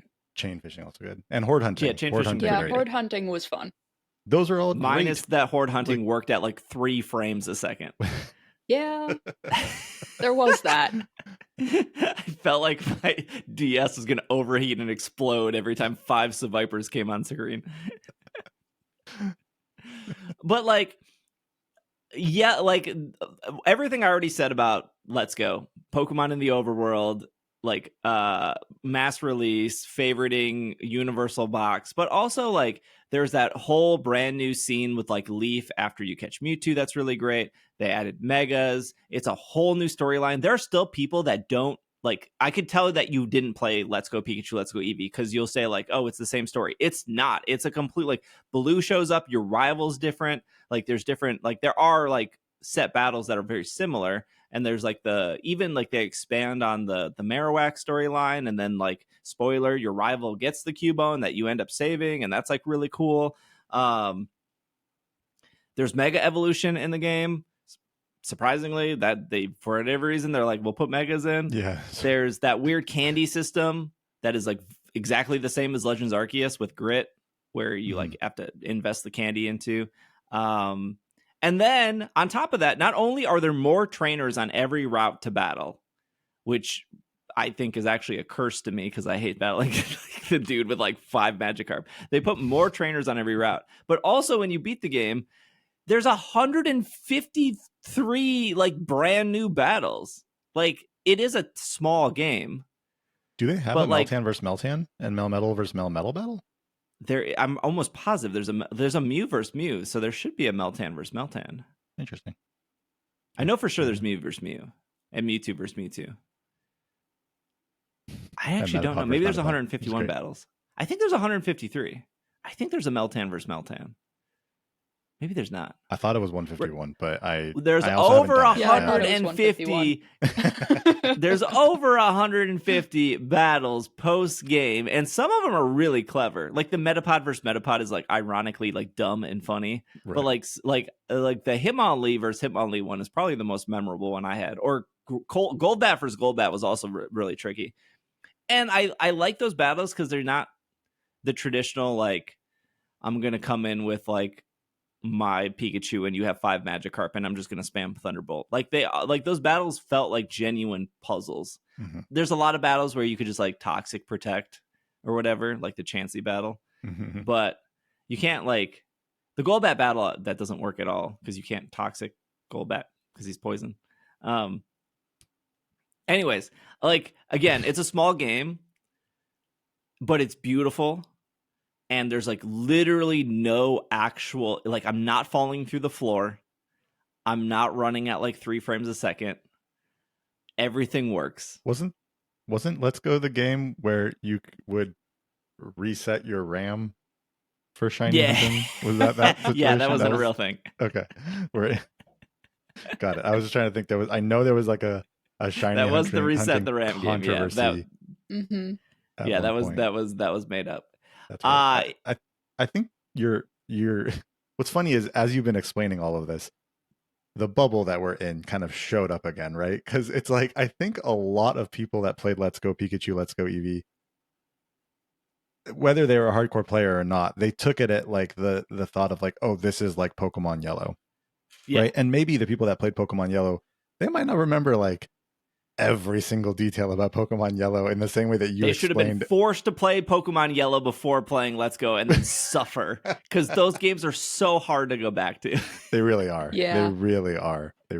But I think that there are people who, even if you are a hardcore player, if you haven't played Pokemon Yellow in 20 years, 25 years, then it might be like you go play and you're like, oh, well, yeah, you start off with Pikachu. If you picked the Let's Go Pikachu, you get all 3 of the starters at some point. You go through Kanto in the same way that you did. Like I can see where people are saying like this is watered down in the sense of you don't get to battle wild Pokemon anymore. You're just catching them like you do in Pokemon Go. And there's also the whole people that there was, and I don't know what that is like now, but there was people who like really like the main series games, and then Pokemon Go came out and it was like, oh, what's this Pokemon Go? It's not like the main series. And then they went integrated that into the main series, right? And it was like, oh, what are you doing? Like, these were separate. Like, I could play my main series game and not have to think about Pokemon Go. And then you kind of had to think about Pokemon Go at a point, you know? So I get that frustration, but I still think Pokemon Let's Go is like a wonderful game and just very fun to play and very few bugs compared to some other Pokemon games. Again, it's a much smaller game. It just Which works. is fine. That can be the reason why there are less bugs. That's fine. Yes, that helps with the bugs. Smaller games are fine. That's fine. Like, it was still very enjoyable. You know, that's not to say Scarlet and Violet isn't, right? Scarlet and Violet's a completely different game, and that's fine. And that's also a great game. I mean, like, Let's Go has like 200 plus battles. Legends Arceus has like 7. And like 6 of those battles are against Volo. And I appreciate Legends Arceus for that. Honestly, like, put in a few battles and make a really great end to that game. That was great. That was perfect. Speaking of battling, it is Team Rocket Week in Pokemon Go. Probably my least favorite week ever. I just don't. That whatever, like 45 to 46 or whatever, when you have to like battle like 400, that just killed me. I don't know, Steve. We just had Weather Week. That was pretty bad. I'll take this Team Go Rocket Week. That Weather Week with the cast forms collection challenge was rough. There's not a collection challenge this week, is there? Because I haven't started Rocket stuff. No, there isn't. There is a timed research, I believe. It was like a rocket takeover. Yeah, there was a timed research where you had to catch 25. It was like you catch 25 dark type Pokemon, and then there's a step 2. It's like catching purified and catching shadow Pokemon and purifying Pokemon. And then there is a paid research ticket that you can buy for $1.99 US dollars at least, and that is just that one is just battling Team Go Rocket Grunts. It's like battle 6 Team Go Rocket Grunts, and you get a Rocket Radar, you get like a Super Incubator, you get a Pawniard encounter, which is better than a C-Dot. Better than C-Dot. And all of that. So yeah. Well, speaking of money, they announced what month 2 of the Wonder ticket, which was the $10 ticket that would last for 3 months, which on paper sounded great because it was like replacing you buying 3 $5 tickets. Mm-hmm. But the $5 ones that they did last season were you got an incubator every day, you got like extra gift storage. Yep. You got like bonus for your first spin of the day and your first catch of the day. This ticket has none of that, for the record. But what if you did buy the $9.99 ticket? You can get encounters with Eevee, with a Cherry Blossom, Vaporeon. They all have Cherry Blossoms. Vaporeon, Jolteon, Flareon, Espeon, Umbreon, Leafeon, Glaceon, Sylveon. So there's 9 spawns right there. You also get a Lucky Egg, a Poffin, an Incense, 2 Charge TMs. That's worthless. 1 Premium Battle Pass, 3 Silver Pin Apps, 1 Star Piece, and more. Niantic, please tell me what is more exciting than what you just told us. Yeah.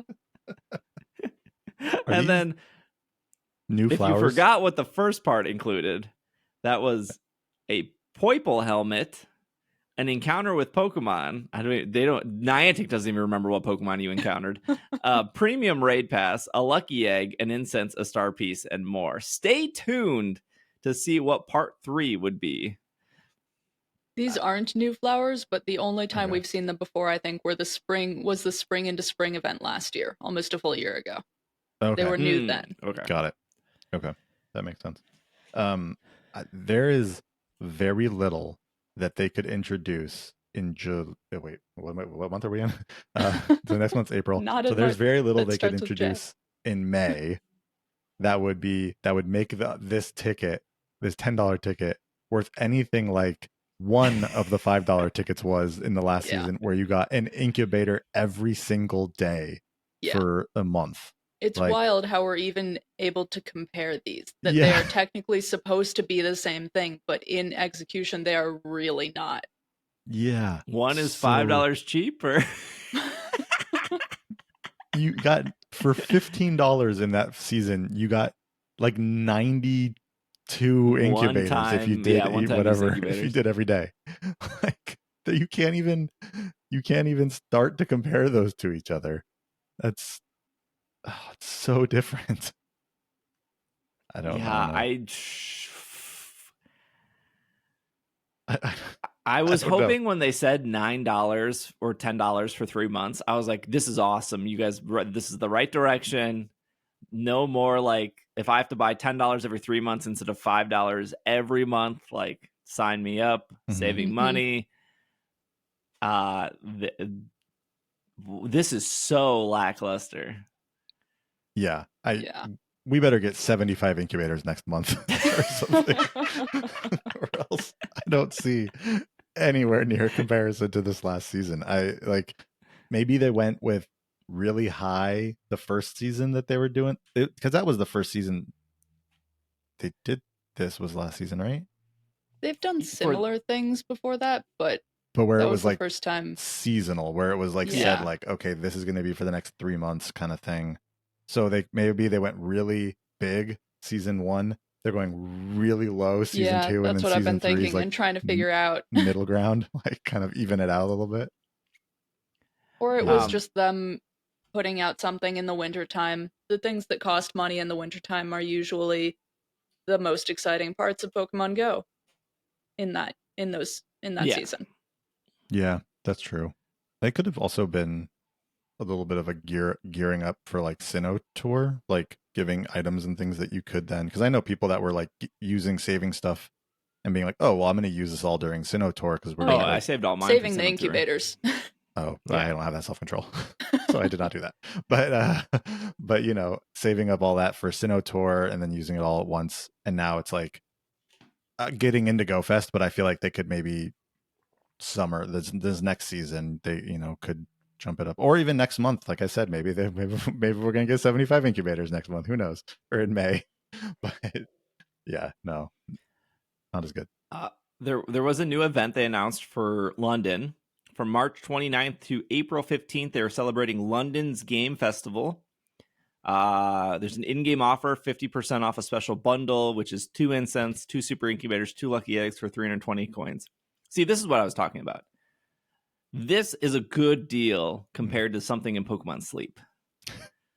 You can't even get something this cheap in Pokemon Sleep. Yeah. You got to take out a loan to your house to buy a good camp ticket in Pokemon Sleep. This offer is only for UK and Ireland players, so you can still get that even if you can't go to the fest. If you do go to the in-person thing, there's field research, there's timed research. Lures will last 3 hours. You will have a chance of spawning unknown L, and they're saying that the unknown will not be shiny. Your buddy will have more assist chance, half Stardust for lucky trades. I think this is like great for like a local small event. Like it's enough to reward the players that are there, but it's not enough where like, oh my gosh, like I need to book a ticket because I can't miss a Pokemon Go in-person event. Like it's not enough of that. I wish they would just do this more for other events. Like Gamescom just happened. They used to do stuff for PAX. I don't know why they stopped doing stuff for PAX. Mm-hmm. There was several PAXs in a row where they would spawn unknown that spelled PAX around the convention center. There was that one event in San Diego that Bobby went to around like Let's Go where they were like spawning other unknown. What did it say? Like Gotcha or something? Oh, in LA. That was a thing. It was at E3. It was at E3 in LA. They were I think it was Let's Go. I think it was LETSGO were the. Oh yeah, I think you're right. Yeah, it was Let's Go. That was up in LA. They did unknown around the convention center in San Diego for TwitchCon as well as Comic-Con in the past. Oh yeah, they did do one for TwitchCon one year, and they had special stop. They had like 3 extra stops inside the convention center, just saying like TwitchCon or whatever, Yeah, or like they added extra heavy on unknown at all of these events. Like all of these different events used to have unknown. That's why I always felt like I was missing out on unknown, because I never got to go to any of those or to any of the in-person yearly events. And so for years, I never got into the unknown collection part of Pokemon Go. And the only time I think it started was at the Go Fests in 2020 when they started becoming more available. Yeah. No, they used to do them. I have a unknown Y because my friend went to Comic-Con in New York, and in New York they were spawning unknown N and unknown Y or something like that. Like, and then the same kind of thing with San Diego's Comic-Con. They would do things like that as well. So there were a lot of events where they had them spawning, and then they just stopped. I forget what the first event was where we thought like they would have unknown spawning, and then they didn't, and it was like, oh no, they decided. Yeah. It was well, Niantic didn't lay off like. Well, yeah. Well, this 200 people. This was even years but that was before that. That. They do still do special spawns for regionals, for Pokemon regionals events. Oh, do they? Yep. Oh. And they've actually ramped that up more in recent years. I think, I don't know if it's still the same, but at least for a time, they were spawning a lot of very competitively viable Pokemon around regionals. Oh, that's cool. Along with the local elemental monkey. Oh, nice. yeah. I don't know how hard it is to like set up an event or like a geofence in Pokemon Go, or how hard it is to be like, we need to add like 4 stops here and we need these Pokemon to spawn in this geofence. But I just feel like there'd be so much goodwill if like there was a team of like 2 or 3 people at Niantic just dedicated to all of the, like, there's constant events like Gamescom, E3. Well, E3 doesn't exist anymore. PAX, Comic-Con, C2E2, something in Australia that I can't think of, events in Japan, something in Germany I can't think of. There's just constant events. Yeah. And I just feel like if you're looking for player retention, if you're looking to get new people to do your game, if you're looking for, I don't know, the thing you've been saying that's just like, we want more people to do things in person, make things in person then. Like, it's so easy for me to convince people around me at a convention to open Pokemon Go when something exciting is happening in Pokemon Go. Like, unknown spelling packs is not that exciting to a hardcore player, but super easy to be like, hey, there's a special Pokemon Go event here. You haven't opened Pokemon Go in 2 months. You should open it and collect these 3 letters. Like, add more things to do. Yeah. I don't get it. I don't get like how, well, maybe Niantic doesn't get it because they laid off 200 people because profits are more important than like growing your game, I guess. But yeah, they did it for here. They did it for London Game Fest. I'm just saying, do it. Whoever's in charge, whoever did this, London's Game Fest, do that more. Give that person a raise. Give that person more ability to do more events. Why did they? This is not like on that same level, but like, why can't unknown be shiny? Like, what? I don't understand this. Like, let's like do this sometimes and not other. Like, why can't unknown L be shiny? It's like impossible to get one anyway. It's like a full like 1 in 512 or whatever to get a shiny unknown in Pokemon Go anyway. It's not like you'd be giving them away. It's not like there's going to be tons of shiny unknown L all of a sudden. Like, why be like, well, unknown L is spawning, but it's not going to be shiny. Like, because I think it's because they have a hard time finding that balance between making something available to a very small subset of people and not making it too good to the point where people start complaining that they can't get it. Or spoofing. Yeah, or spoofing. I guess the spoofing thing. Yeah, but like the spoofing thing, it's like, I feel like you're cutting out you could be cutting out a giant portion of people, like, or players, because you were worried about, I don't know, fix that issue. Like, I don't take away things from people. Like, don't say like, well, we're not going to fix that issue. They laid off too many people. Yeah, I don't know. I don't understand this. Like, Sometimes it'll be shiny. Sometimes like it's out there. Just have it be shiny. And make it, make it harder to be shiny. I don't know, but like I think it's weird when they take that stuff away when it's been available at other events or previously, because you're going to get the players who don't have unknown. That's exciting, or just getting more unknown L. You don't have unknown L, whatever.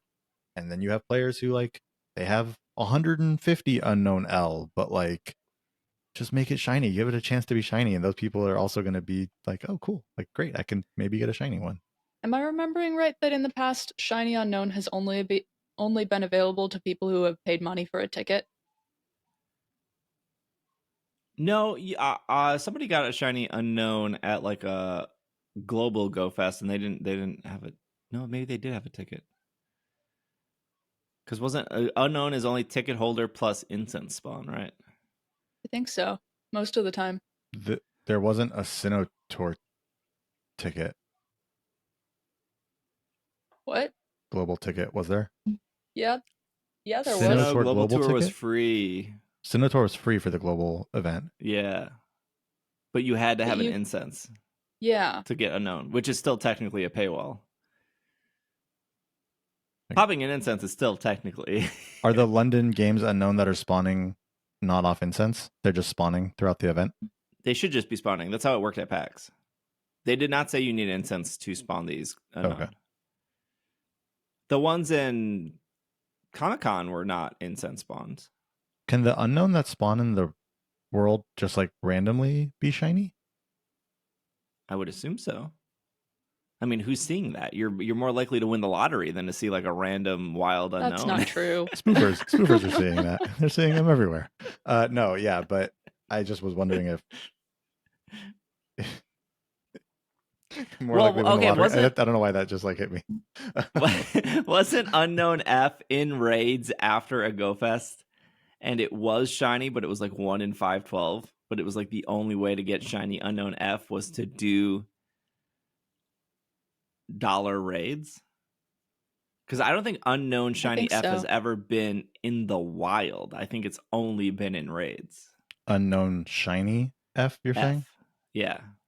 Wow, now we're getting real very particular specific here. I'm not sure. You know how we talked about we're in this bubble? This is the bubble right now.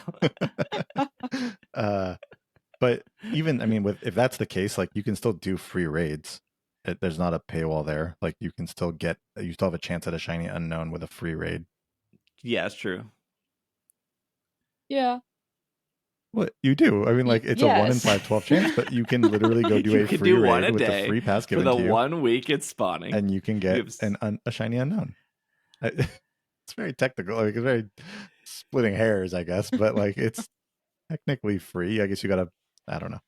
I guess the direction I'm going in is just it would make sense based on what they have done with Shiny Unknown for it to be able to be shiny if the player bought the special bundle, maybe if it was a ticket instead of just a bundle. Right, but that seems like a lot for such a small thing. That's true. We'll end on this because this show's almost 2 hours. If you made it this far, thank you for listening. If you're watching on YouTube, feel free to like, comment, subscribe. Tell me how your Raikou week went in the comments. Okay. There's my wait. If I say like hit the like button, I think it's supposed to like light up on YouTube. So hey, hit that like button on YouTube and comment below and let me know if that worked when I said that out loud. I actually want to know if that worked. I've seen it work on somebody else's YouTube channel. Okay. The one thing I never understood with Niantic is because they care about spoofing. And I would probably, if I was to bet, I would bet the unknown is not shiny because they don't want people to spoof there. That would be my guess. Yeah. But like what I never understood is when they released the Lake Spirits for the first time, that some people were like showing that they got all 3. Now, I want to remind people that the Lake Spirits were, when they were released, they were only spawning in the wild. They were only spawning near rivers. They were in 3 different continents or whatever. And they were incredibly rare. They were not in raids. There was no remote raid passes at the time. And within 24 hours, there were tons of people being like, I got all 3. And there would be no physical way to do that. Even if you like booked a flight to go from Asia to the UK to America, you would still have to find it in the wild, which is I've never found in the 5 years they've been in the wild. Never seen one in the wild that isn't like a Go Fest or whatever. Ever. They're still in the game. You can still find them randomly right now. Why didn't Niantic ban all those people? They know that that's physically not possible. They could have been like, we found like 2,000 people that just, they have all 3 in their account within 24 hours. Ban all of those people instantly. Whatever software you're using to like find hackers is not as good as looking at 3 lake spirits in their account. Just ban them all. They know which Pokemon are in people's accounts. It's been like 5 years since that happened. Steve's old Why did they do it? You're a little late. I'm pretty sure I had this rant 5 years ago. This is what I go to sleep thinking about. Why didn't Niantic find Steve, I would love it if you could actually cut to a clip for the YouTube of if you you weren't recording this on YouTube 5 years ago. We were doing video. Cut to an audio clip of like 5 years ago of you making this exactly a rant, because guarantee it happened. Sure it's exactly the same. Somebody figure out which episode that was. I don't remember. It's the same for like it would be the same for the Unknown L though. Like they could turn it on to bait spoofers, and they could be like, "Oh, you were literally just in Australia. You randomly caught a shiny Unknown L, and now you're back in Australia." Mm-hmm. Like I get that they possibly don't want to ban somebody who might have actually flown from Australia to UK, caught an unknown, and flown back, but like we know how long a flight takes. You know exactly at what time people catch Pokemon. Yeah, that's just getting very specific and hard to automate at that point. Yeah. In some ways. There are a lot of Pokemon Go trainers. I'm gonna guess they're not gonna use London games to like catch a bunch of spoofers. This is our opportunity. Also, I think like I don't care if somebody spoofs to get a shiny Unknown L. That doesn't like affect me. It does affect me though if I'm there and I'm like, oh, you turned off the L's because of other people. Like, what does it matter? Mm-hmm. It's not like it's a competitive Pokemon anyways. Yeah. Could people could spoof could buy like the LA Sinnoh Tour ticket and then spoof into LA to do that, right? Like the one that you had to be there for. They could have. There wasn't a way to like, so there's not a way to keep people out from even like the purchasing the ticket somehow. Yeah, you would buy the ticket, set up your thing to get your little character to walk around. I don't know, however they do it. Right.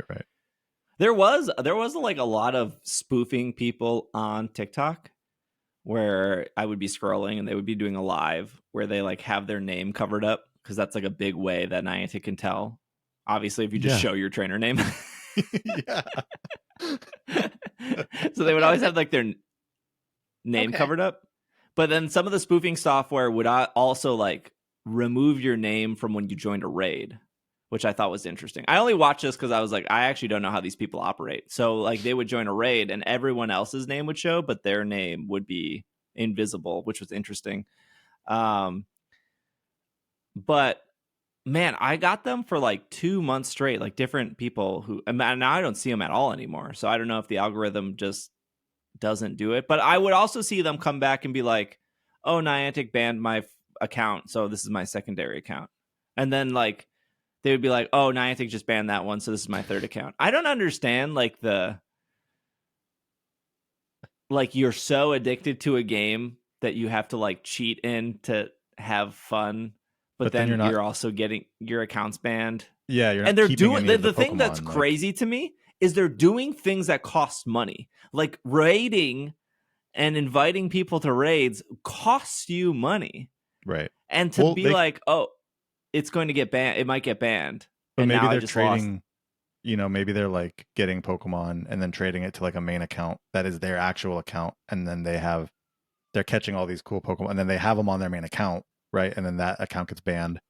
They set up another one. They're trading all that stuff to their main account. That one gets banned, but their main account now has all these like shiny Pokemon, all these cool Pokemon, all these whatever like Pokemon on. I'm just thinking like that's possibly a reason that people, I don't know. Yeah, because I don't understand the whole like spending money, getting an account banned to just get another one, spend money to get an account banned. But if they're trading it off to like another main account where they're getting to keep all their Pokemon and getting to keep all that stuff, then maybe it's worth it to someone out there, I guess. I don't know. If you just care about shiny Pokemon, just buy Scarlet and Violet. It's a one-time fee. You can get all the shinies if you care about shiny legendaries, Scarlet and Violet is not it, though. That's true. That's very true. Can I convince you to buy Sword and Shield? A little bit easier to get shiny legends in that game. You have a better chance of getting a shiny legendary in Pokemon Sleep right now than you would in Scarlet and Violet, right? I mean, yeah, that's true. You can at least get a shiny Raikou. You can at least get one. Well, that's been our show for the week. Thanks for listening.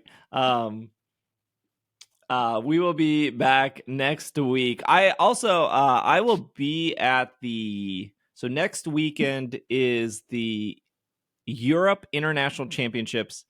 And there will be a distribution for an Iron Hands there. So I'll post that code on Instagram and Twitter and all that stuff when that goes up. It should only be available for that weekend. So just a heads up, like once the competition is over, that code usually goes deactive. So that's time limited. There's like a Sprigatito right now that you can get. That's good till September. There's like a Palmo you can get right now in Scarlet and Violet. That's good until like the end of the year. So you got plenty of time on those. And the week after, which I think is April 12th, 13th, 14th, I'll actually be in Florida for the regional event down there. And I think that will be Mega Heracross's debut. So I might go to Disney for that, mostly because I might have gotten a free ticket to Disney. But also, I've heard Disney is a really good place to play Pogo. Mm-hmm. One, I've never been to Disney in my entire life. I was still poor, but grew up very poor, so Disney was never on the docket. So I want to see what the Disney experience is like compared to like a Mall of America experience. I'll give you firsthand reporting on that.